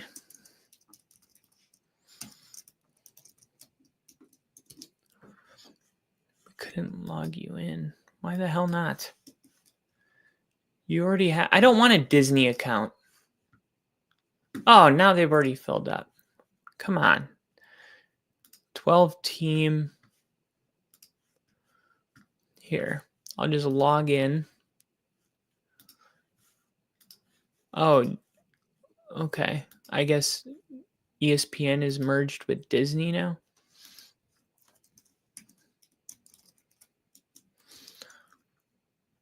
Okay, boom, I'm in. All right, so 10-team, 12-team, PPR mock. Here we go. This draft has begun. Okay. 12-team. Let's see. 10-team PPR standard. 10:50. So that's in 5 minutes. This one's 12-team PPR standard. Okay. Join. Boom. I'm in. All right. Well, let me share my screen.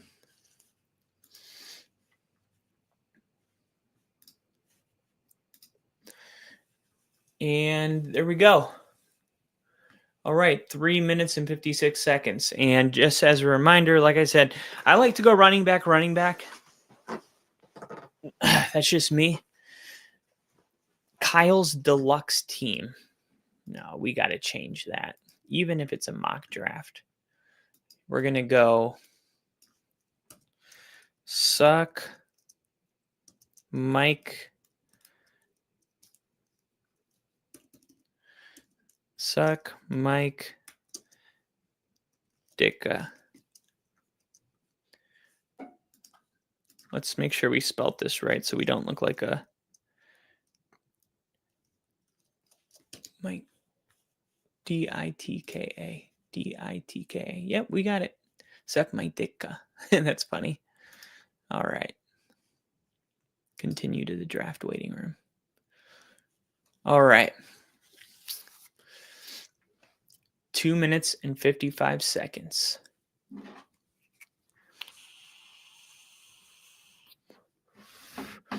I love it. All the other weirdos up into the wee hours doing mock drafts, preparing for every imaginable situation.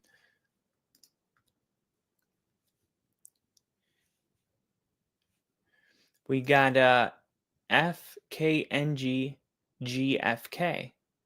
Fucking go fuck. Yo, let me call in. Enticing. I can't though.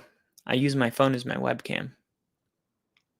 But if you wanna collab, just comment on this this video, and then I'll shoot you a private message, and we can do some collabing. Ginger said that league's deeper than a fat girl prune. A fat girl poon. Oh, dang. Ginger. I didn't think there's much of a difference. Oh, okay. We're talking about what are we talking about?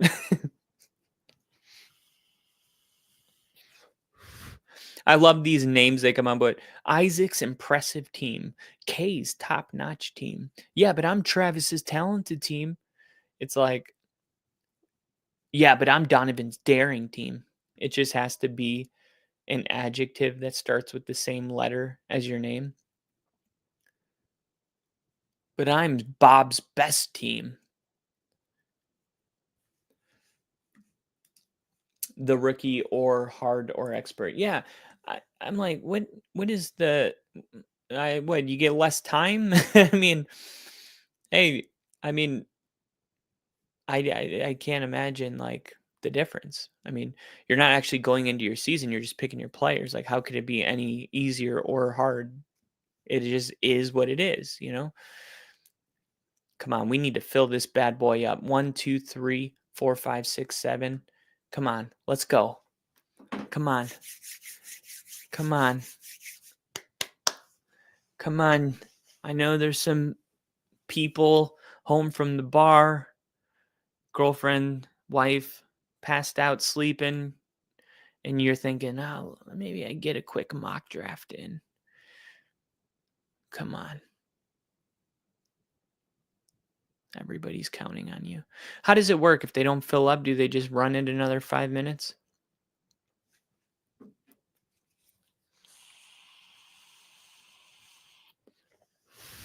Oh, no. Oh, they're going to, okay, they're probably going to auto draft the teams that don't exist.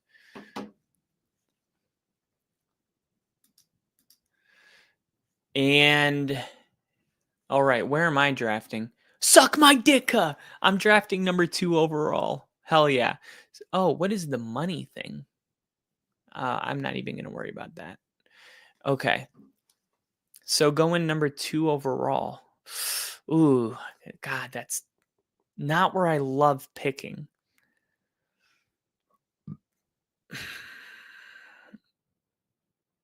I'm going to do something really bold. Really bold.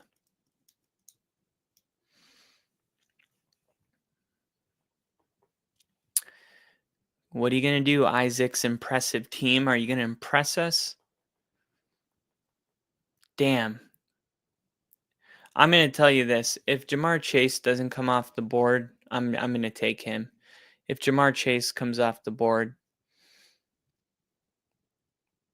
I'm going to do something that's going to make a lot of people angry. But I'm going to explain it.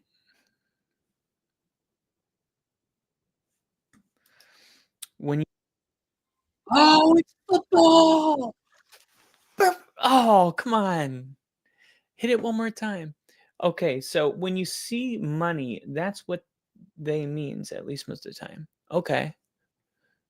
So offer oh, so we can offer each other money? Holy crap. Current offer 63 for the first round pick. Can I want to offer my pick. Wait, I'm drafting? Got him. Holy crap, I got that on the fucking skin of my teeth. Oh my god. Yeah, I wanted CMC. And you know what? I say this all the time.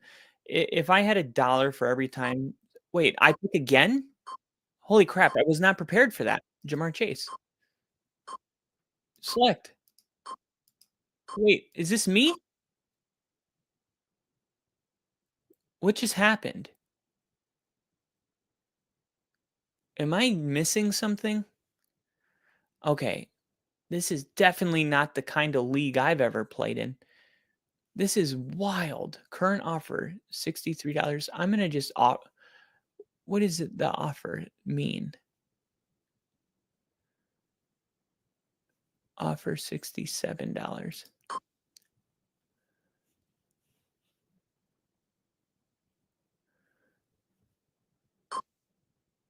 Does that mean it's my pick now?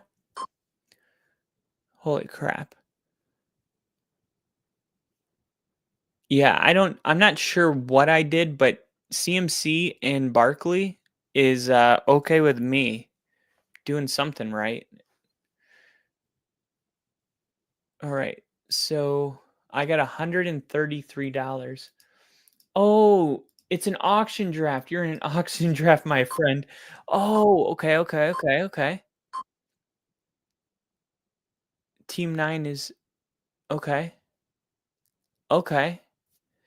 So how do we know what player is being bidded on in that particular moment? So right now it's Justin Jefferson, right?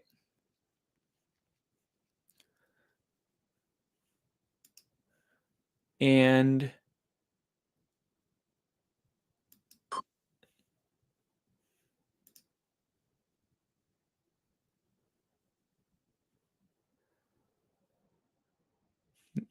I'm not gonna do that. I just wanted him to spend more money. The thing is he's got fucking JJ McCarthy throwing him the ball. Oh, okay. When it's your turn, you pick a player to dude, this is fun. I did not expect to learn this on oh, Trayvon Hendrickson, he's gonna be wildly overpaid for. Look, he returned the kickoff. He's a very explosive player, but Ramondre Stevenson is the workhorse there. I'm not saying he's not going to have a couple 20-point games this year, but I think he's going to be a guy that averages around 10. What, we're still bidding on Trayvon Hendrickson? I'm not spending that much money on him. Sorry. This is so much fun. I feel wait, what happened? I lost my guy? Oh, I just queued them. I thought they were on my team. Damn, that sucks. Okay. Okay. I think I'm understanding it. So CMC is yeah, I'm gonna offer it. That was I wanted him as my first pick, second overall.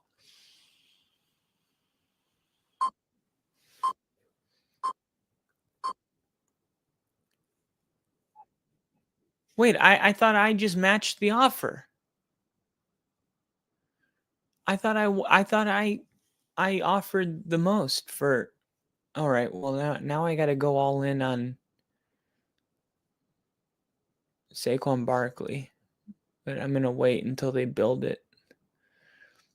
This is crazy. So we only have $200 for our whole entire draft. I can't spend $70 if I only have 200. Now how much money did man, this is tough. I like this. Okay, so this is way cheaper than winning. I like that, winning. I'm gonna go all in on CeeDee Lamb.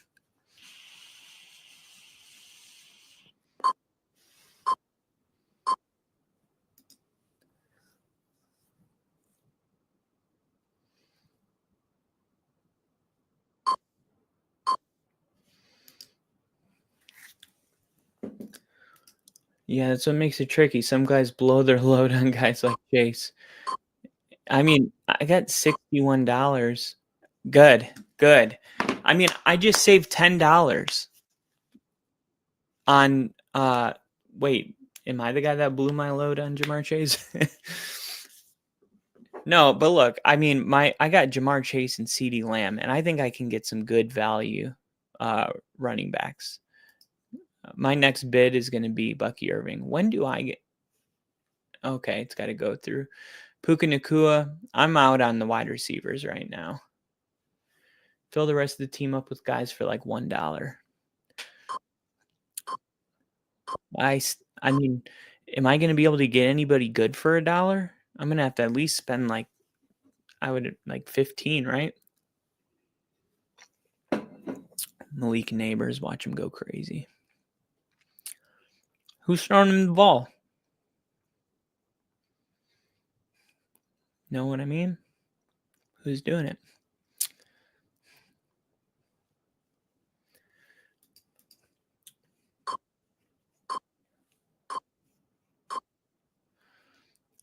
All right. This is so much fun. It was weird at first, I'm not gonna lie, because I'm like, I had no idea what was going on.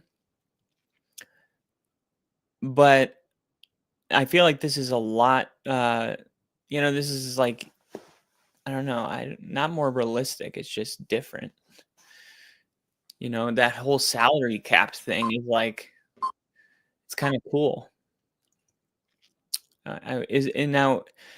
Is there like, if you buy somebody for, say, like I bought Jamar Chase for $67, can I trade him? Like, how does the money work after, the draft's over? Devon Achan, here's a guy that I really want. $56.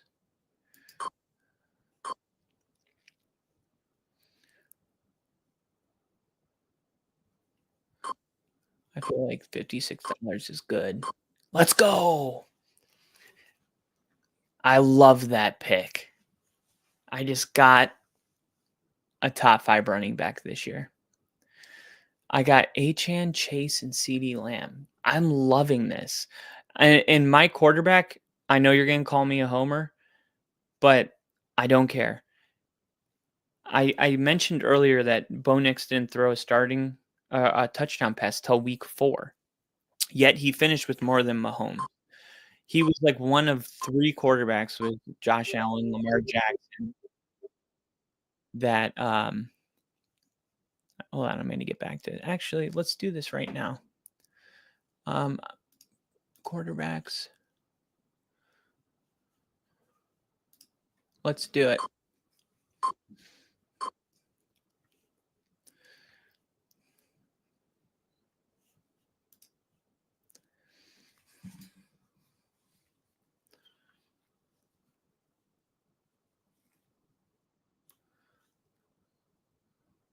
Why can't I current offer $5? Oh, now I can only because I'm out of money. Fuck. Damn it. So that's it. That's my team. All right. Well, I'm still going to be able to get, I'm not worried about quarterback. I need one running back. I can get by with tight end. I need to start thinking about who I'm going to get in a bargain, because I'm in a really interesting situation where my max bet is, what is pre-draft value? Okay, that's what they should be going for. What was Jamar Chase's pre-draft value? Pre-draft value. Does it tell you? We got Josh Jacobs.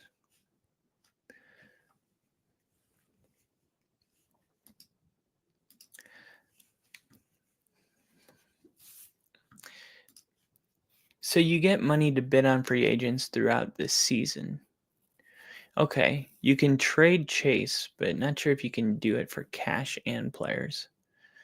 I might join one of these like free leagues just to dip my toes in the pool and see what it's about, because I like it, but I obviously don't understand what I'm doing because I'm the only one with less than 20 bucks. But I also have, like, nobody's gonna have a better receiving core than me.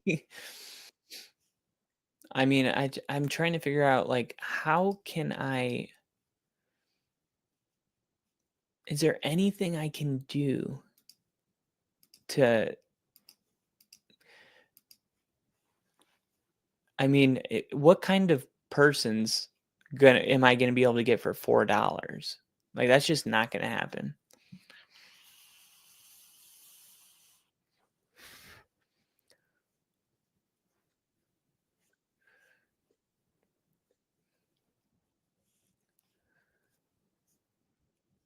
AJ Brown.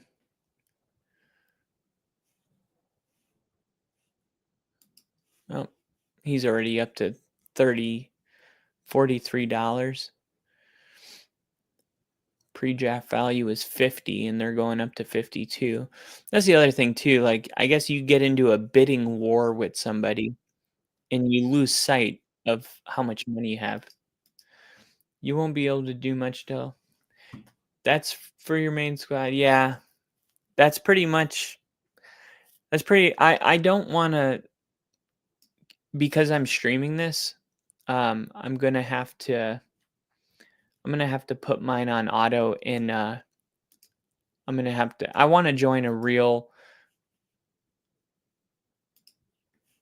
one where I know what the hell I'm doing, because that was actually not my plan. That was fun.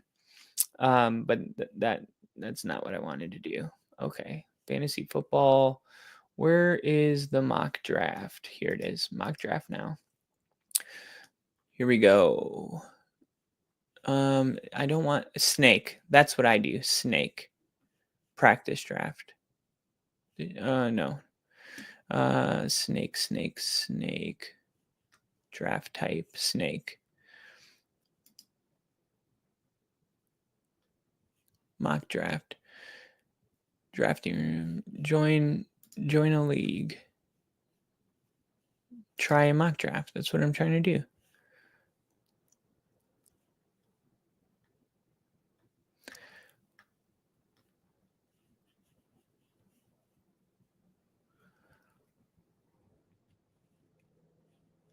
Oh wait, is it saying that I can't because oh, okay, I just have to click it there. Okay, I got it.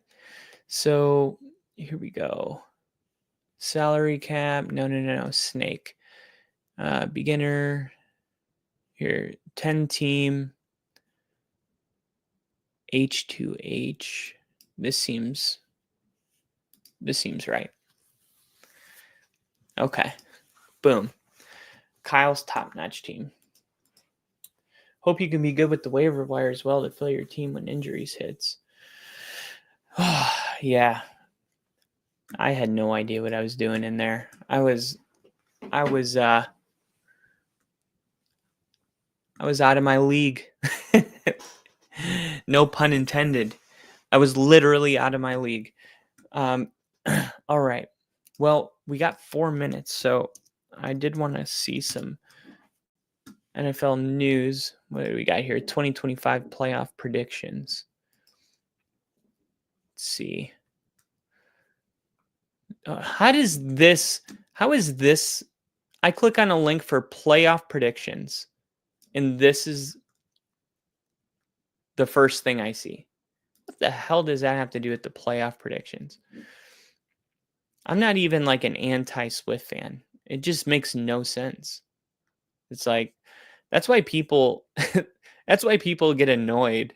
It's not even that they don't like her. It's just that you're like forcing her in places that you didn't even ask for. It's like, yo, you want playoff predictions? How about Taylor Swift? Okay, AFC West. Oh my gosh. Of course they have the Chiefs winning the West. Why, though? The Chiefs hold on to the division, and the conference appears to be as tenuous as it's been in years. The Broncos and Chargers received some division consideration from our analysts, but we were both ultimately dumb. I mean, seriously. The Broncos and Chargers objectively have a better roster, and the Broncos have the best roster in the division objectively. Like, the Chiefs have no receivers. They were 15th in points per game. They're not going to be okay this year. This is going to be, what was Tom Brady's worst record with the Patriots?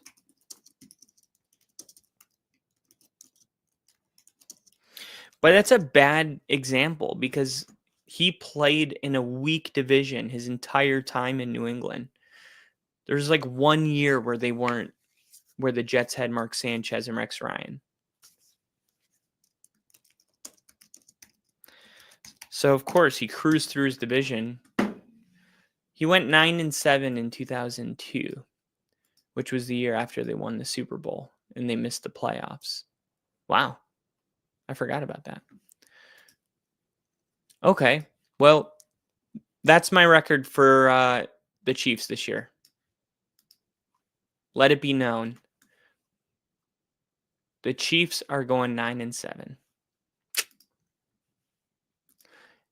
And we got 2 minutes until we are drafting. I'm so pumped this is actually my first mock draft this year, which I'm super pumped about because I live for this.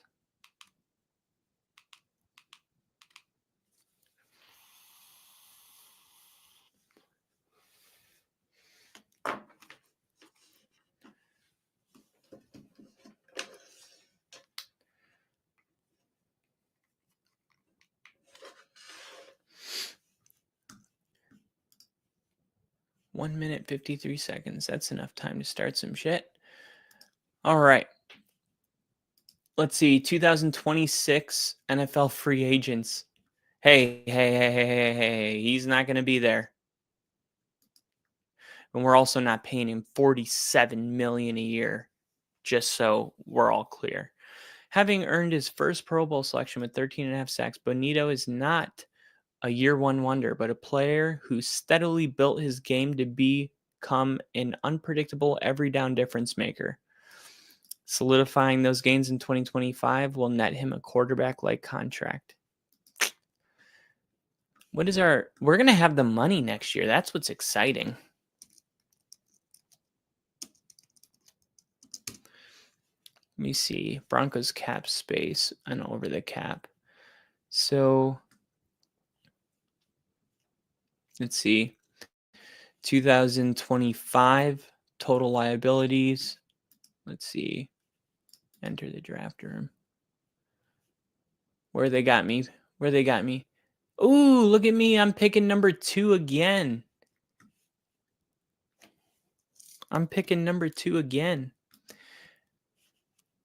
So they got offense, defense, team cap, $15 million 2025. Then it goes up to $48 million because the Russell Wilson contract is finally over in 2026.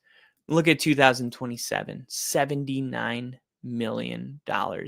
And we're just like nothing there. But yeah, I mean, we're going to pay Nick Bonito. He's going to be a Bronco. That's my opinion. Oh, football. All right, I'm on the clock. And this is tough. I don't like this spot, but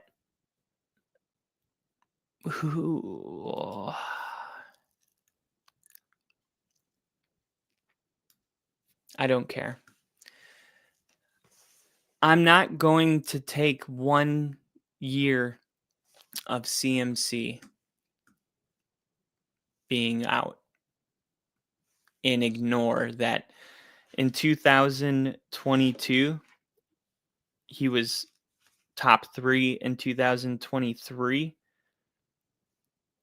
in 2021 he was number 1. In 2022 he was top 3. In 2023 there was nobody even close to him. That's 3 years in a row where he's like separated himself, and then he has 1 year where he doesn't play, and he looks great. He looks healthy. I expect him to be at least top 3 this year. So the upside, of course, is that he's on an island by himself, nobody close. And I expect a lot of passes to be thrown to him with Deebo Samuel not there, Brandon Ayuk dealing with injury. CMC is all they got. It's going to be like the Carolina Panther days, but with better blocking, better coaching, better quarterback. So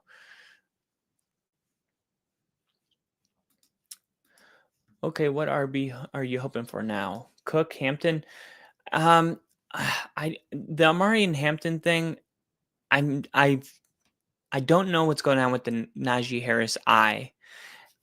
And it's just been, the news has been so obtuse about it. And I'm starting to feel like with Rashawn Slater's injury, and the final thing is like picking a Charger running back. Because at some point they're going to play us twice a year, and I can't cheer again. I'm just going to, if I'm going a rookie running back, I'm going RJ Harvey. But I hope it doesn't come down to that. So where are we right now? We're in round 2 already. And okay. So it just goes left to right. So I pick 1, 2, 3. I pick in 4 picks. It's 1, 2, 3, 4. Let me think. So I'm going to go Bucky Irving with my next pick, unless he gets picked. I'm going Bucky Irving. And I said that before we even did this. I said, if I could get Bucky Irving and CMC, I like my chances against anybody. And then I'm going to turn around and get a come on, just one more pick. One more pick. Don't do it. Don't fucking do it. Don't do it. Please don't do it. God, he's the only running back on the board that makes any sense. He's gone. He's gone. He's gone.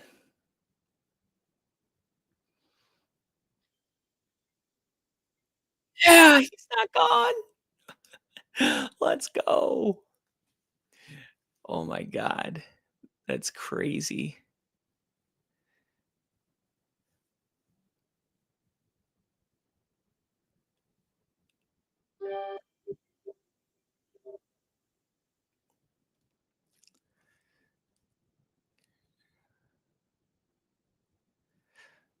I got 20 seconds.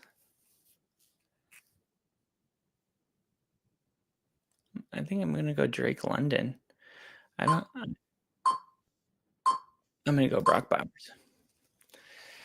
I'm taking Brock Bowers. I mean, he was so good last year, and he's all they got.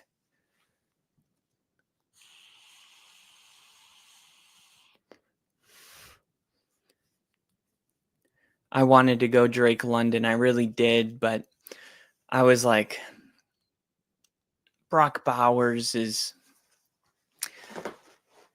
I feel like there's a big drop off with tight. I don't feel there is. There's a significant drop off from, the top tight ends, and then everybody else. I feel like we could get some good wide receivers a little bit later.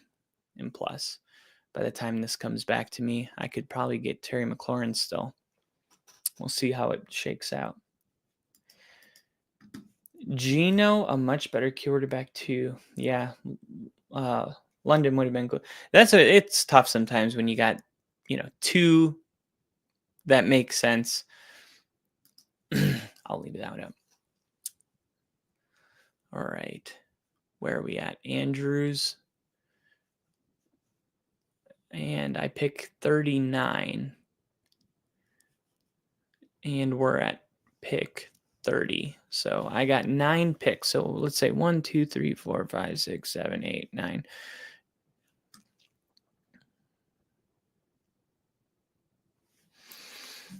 So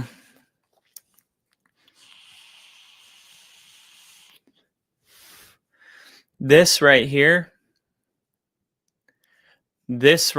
actually is, that's going to be my pick.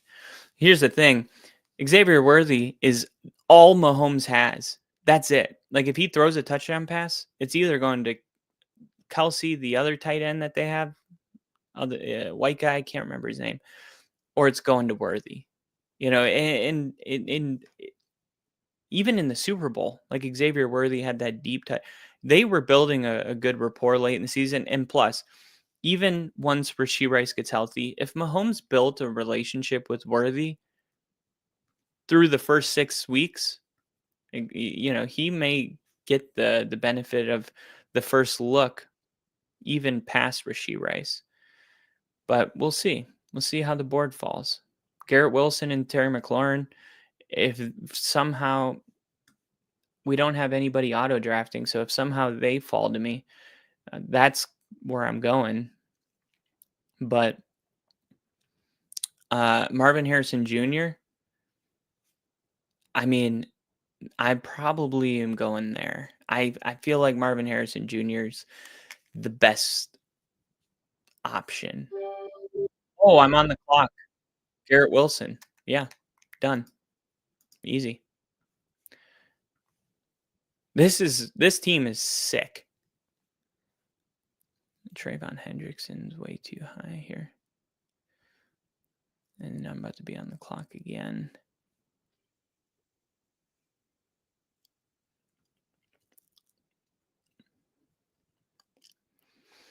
I'm torn right now because I feel like Mike Evans, but I'm going to go with the youth. Let's see. Okay.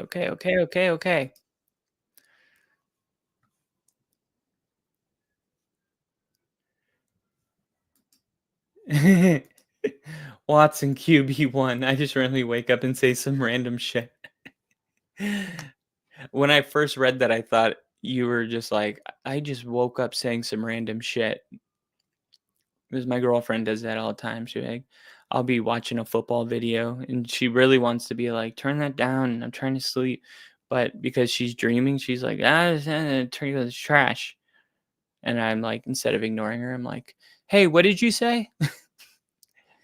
And then I turn it down. But I'm like, obviously she said nothing. But I'm like, did you hear yourself? You said something about taking out the trash.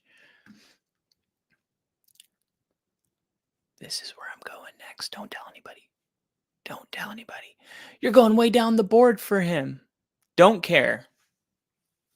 I'm going to flex him, and he's going to be a top 10 wide receiver.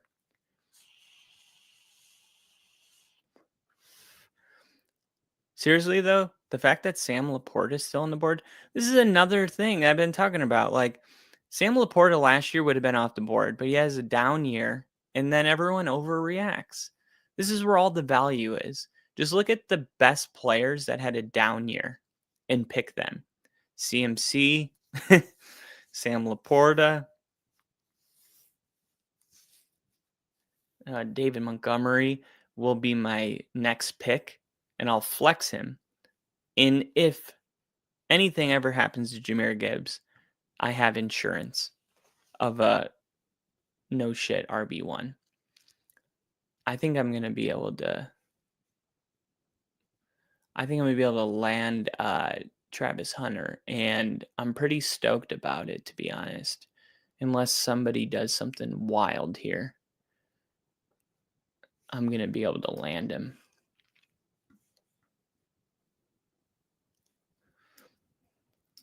Here we go. We got Devontae Smith still on the board. Let's see, almost 1,833 yards last season. 0 touchdowns.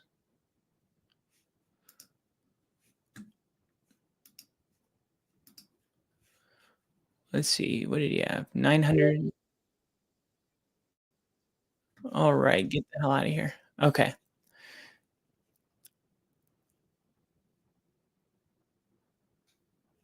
Is David Montgomery going to go away? Yeah, David Montgomery is the only running back. I'm going to draft him, and then I'll draft Travis Hunter. And if I lose Travis Hunter, so be it. But I believe Travis Hunter is going to be there, and I didn't believe David Montgomery was going to be there if I were to draft Travis Hunter first. I don't think David Montgomery would have survived the board. He was the only running back until RJ Harvey. Travis Hunter survived the board. Oh my God. I have Travis Hunter on my bench just waiting for him to pop. Dude, this team is nasty. And now it's all about getting, if I can land effing Knicks, it's over. I will do whatever I can to keep up with this team all season long. I swear, please let me get Nix. If he survives the board and that's my roster, it's over. It is over. Fuck. Quarterbacks are coming off the board. I'm not getting him. He's going to be auto-picked. Oh, shit. Let's just go to all positions. Look, we got a lot of space before we get to Bo Nix. Let's just stay positive. Stay positive, stay positive, stay positive.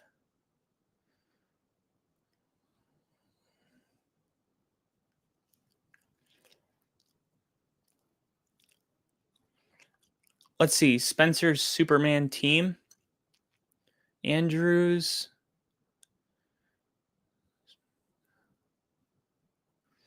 Let's see. Spencer's team. Let's see. Spencer.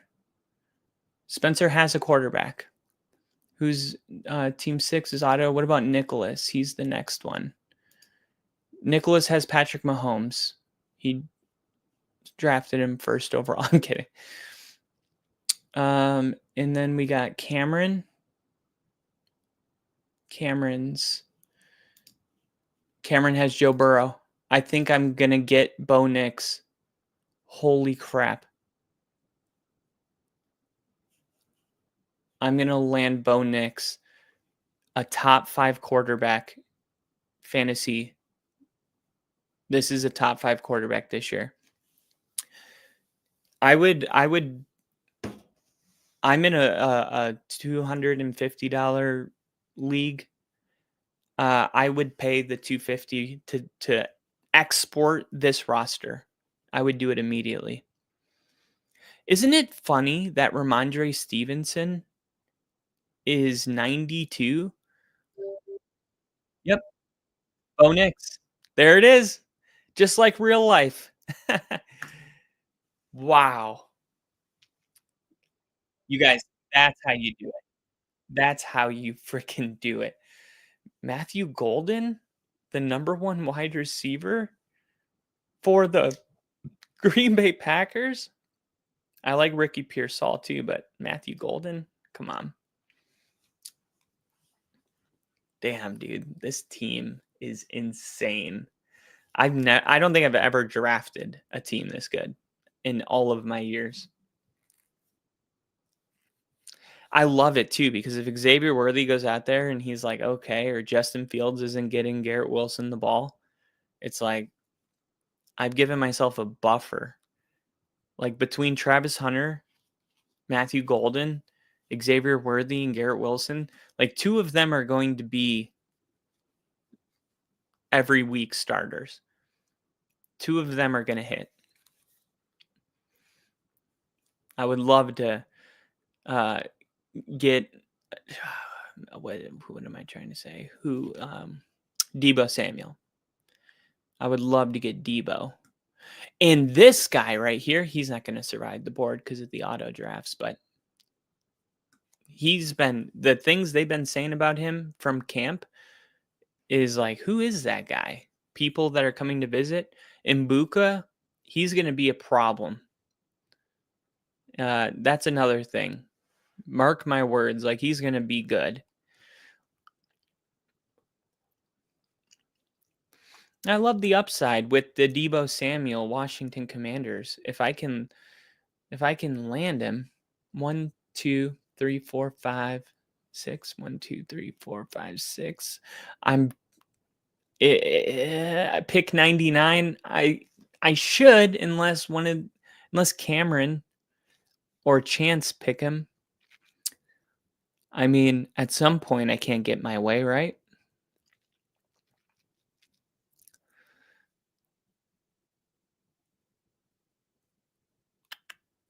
Come on.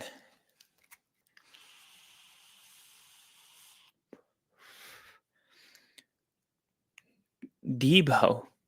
When he is healthy, dude, he's freaking good. Holy crap. I got him. Deebo Samuel. Travis Hunter. Matthew Golden. I'm going to do something. I can afford it. Let's see.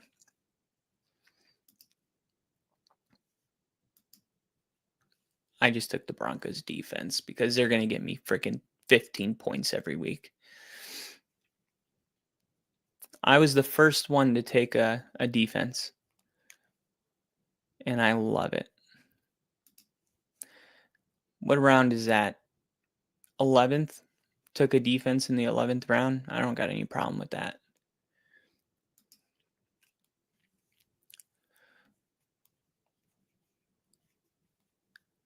So one thing is kicker.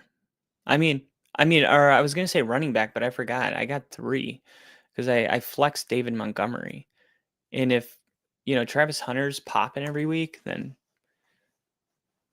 really I'm gonna have one of these guys on the bench. So if CMC or Bucky Irving get injured, then I can insert Montgomery and flex Debo. Or this is such a well-rounded team. I am very happy, but I do want to see what I can get with backup tight end now. We got Tucker Kraft, who is a solid option. Dalton Kincaid. I think that's where I would want to go. Jonnu Smith is interesting because he had a lot of success with Miami last year. And the one thing about quarterbacks that are in their 40s, they don't want to get hit. Aaron Rodgers is going to be looking his way. Let's see. Let's get out of tight end and just look at all positions. Jordan Mason. Oh, Jordan Mason, absolutely. Jordan Mason is on my list. I can't believe I forgot about him. Holy crap, I'm so glad I went back to all positions. Jordan Mason. Dude, Jordan Mason's going to have a crazy good year, I think. And I love that insurance. Yeah, let's get another tight end. I'm going to go with Kincaid. Maybe it's, say what you want. It's the right move there. That's right there exactly what I'm talking about. We're like, I don't want to go down the board for him. It's like, dude, when we get to this part of the draft, it's not accurate.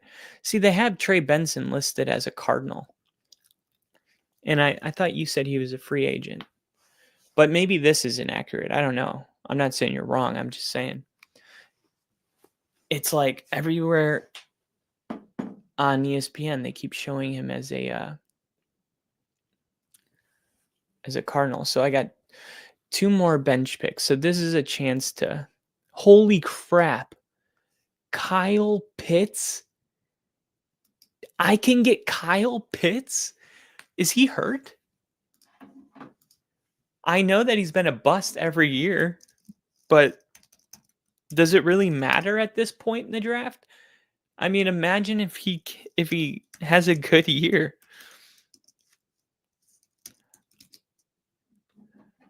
Falcons trading Kyle Pitts.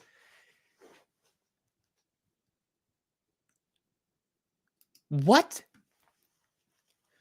The Atlanta may or may not end up trading Kyle Pitts. If they end up deciding to get rid of their talented but inconsistent tight end during the final season of the contract, there could be an obstacle. $10 million is due for the season, and in a midseason deal, that won't be an easy amount to stomach. This is an important upcoming stretch for Kyle Pitts, the athletic, gifted number 4, 50-year option. If Pitts is a rough first half of the season, okay, so he's going to play. The bottom line is that he's going to play. There's no holdout. He knows that he's been a bust, and he's got Marvin Mims. Ooh. Yeah. What? Where did Kyle Pitts get drafted? Oh, no, here he is. Dude, Kyle Pitts? Kyle Pitts at what, 140? That's crazy. Oh, I like Najee Harris too.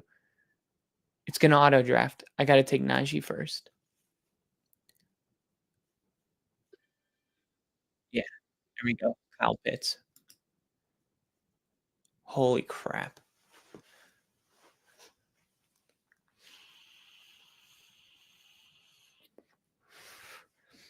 Time for a kicker. I want to get the kicker that booted the 70-yarder out of Jacksonville, Cam Little. Field goal attempts. I think they'll be Detroit's kicker probably makes sense with the offense. Tyler Bass is a safe bet. Chris Boswell had a really good season. Maybe the Steelers have a way for getting into those field goal games. I don't really think it matters that much. I'm just going to get Cam Little because it's fun. No, I'm going to get Will Lutz. They're projected the same. I'll take my kicker. Will Rickards is an interesting pick because I feel like their head coach is too talented to not get, but maybe the quarterback's not talented enough to score touchdowns. Let's get some diversity. There we go. Boom. Hold on. Holy crap. This freaking team is loaded. Loaded. Now, I didn't think I was going to be able to get that many freaking... I don't know if it was because of the mock draft or what. I have no idea how I got away with that. But I did. And I'm not complaining about it at all. So this is my roster. And I can't believe it. Christian McCaffrey, Bucky Irving, Brock Bowers, Garrett Wilson, Xavier Worthy, David Montgomery, Travis Hunter, Bo Nix, Matthew Golden, Deebo Samuel, the Broncos defense, Jordan Mason, Dalton Kincaid, Najee Harris, Kyle Pitts, Will Rickard. Copy link. Holy crap. I can't believe that I was able to pull that draft off. And of course, I'm going to post it right now on X, on at NFL with Kyle. Let's see if it works. Let's see. I wish you didn't post a link. Let's see. I'll do it this way. I'll take a screenshot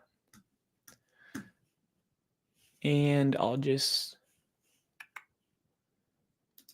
crop it. Crop, drop, and lock it. Crop, drop, and lock it. Boom. I did draft, we got the Broncos defense and Bo Nix. Both have a week 12 bye. Bucky Irving and Garrett Wilson both had a week 9. Brock Bowers and David Montgomery both had a week 8. But overall, as long as I didn't have 3 players with the same bye, then we're pretty good. There we go. I'll save that. Done. And then I want to see what the link looks like that I'm sending people. Let me hit enter. Oh, wait, that's just a link for them to come do a mock draft. That was sneaky of you. I don't know. The way they made it look like I was sharing my picks. No. It doesn't open that. It just opens up create a league, join a public league. I'm going to say grade my fantasy draft 10 team PPR snake. Let's go. For visibility, we'll go hashtag fantasy football draft. Hashtag ESPN.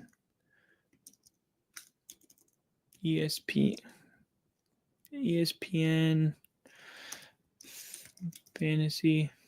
Nope, that's not a thing. Let's just do hashtag fantasy football then. Fantasy football. Boom. And then picture. Fantasy.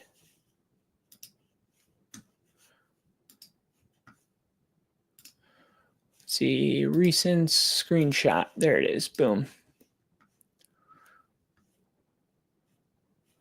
1, 2, 3, 4, 5, 6, 7, 8, 9, 10, 11. Wait, I only screenshotted 11 players. Let's try that again.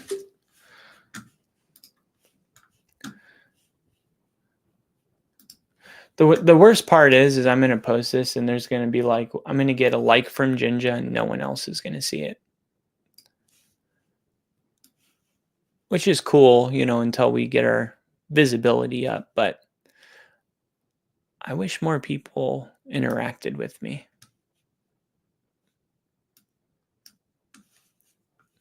Because I feel like once more people are interacting with you, it's a lot easier to make content in general. Because, you're like engaging. Oh, no, it does show the whole picture. You just got to click it. Okay. So one more time, it was, oh, there we go. It wants me to crop it. There we go. Save. Boom. So it's Bo Nix, Christian McCaffrey, Bucky Irving, Garrett Wilson, Xavier Worthy, Brock Bowers, David Montgomery, the Broncos defense, Will Rickards, Travis Hunter, Matthew Golden, Deebo Samuel, Jordan Mason, Dalton Kincaid, Najee Harris, and Kyle Pitts.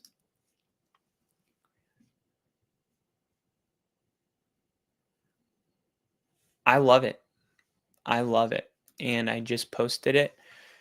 And you guys can go see that at NFL with Kyle on X. NFL with Kyle. Well, I hope you guys had fun, man. I had a really great time. Fantasy football, to me, it's one of my favorite things. It's one of my favorite things in life. But I will be, I'll be back tomorrow, Sunday. Tomorrow, Florida State, Alabama's playing. I might stream that game just to just dip our toes in the water, get ready for the NFL season, So yeah, I'm going to stream Florida State, Alabama football tomorrow. Also, Lee Corso is doing his final college game day tomorrow. So if you grew up with Lee Corso, it's a sad day, for everybody that grew up listening to him on Saturday morning. So if he was a part of your life, definitely, tune into that tomorrow, because it's going to be his last episode ever on college game day. Can't believe it. But thank you guys for watching. Please hit the like button on your way out of here. And I will see you guys. Oh, I just got an F. I just got an F on my fantasy grade. Bonkers Broncos gave me an F. You guys know that's not true. There's no way I got an F on that. Bonkers Broncos has to be watching. He's in here. I'm going to heart like it. You know why I got an F? Is because I drafted Najee Harris and Brock Bowers. But you got to take your heart out of fantasy football. And plus, it's not like I drafted, Hermit the Frog or something. But all right, tomorrow, Lee Corso, Alabama, Florida State, streaming. See you guys then. Thank you guys for, just being here, interacting. We got a new subscriber too, Crooked Commish.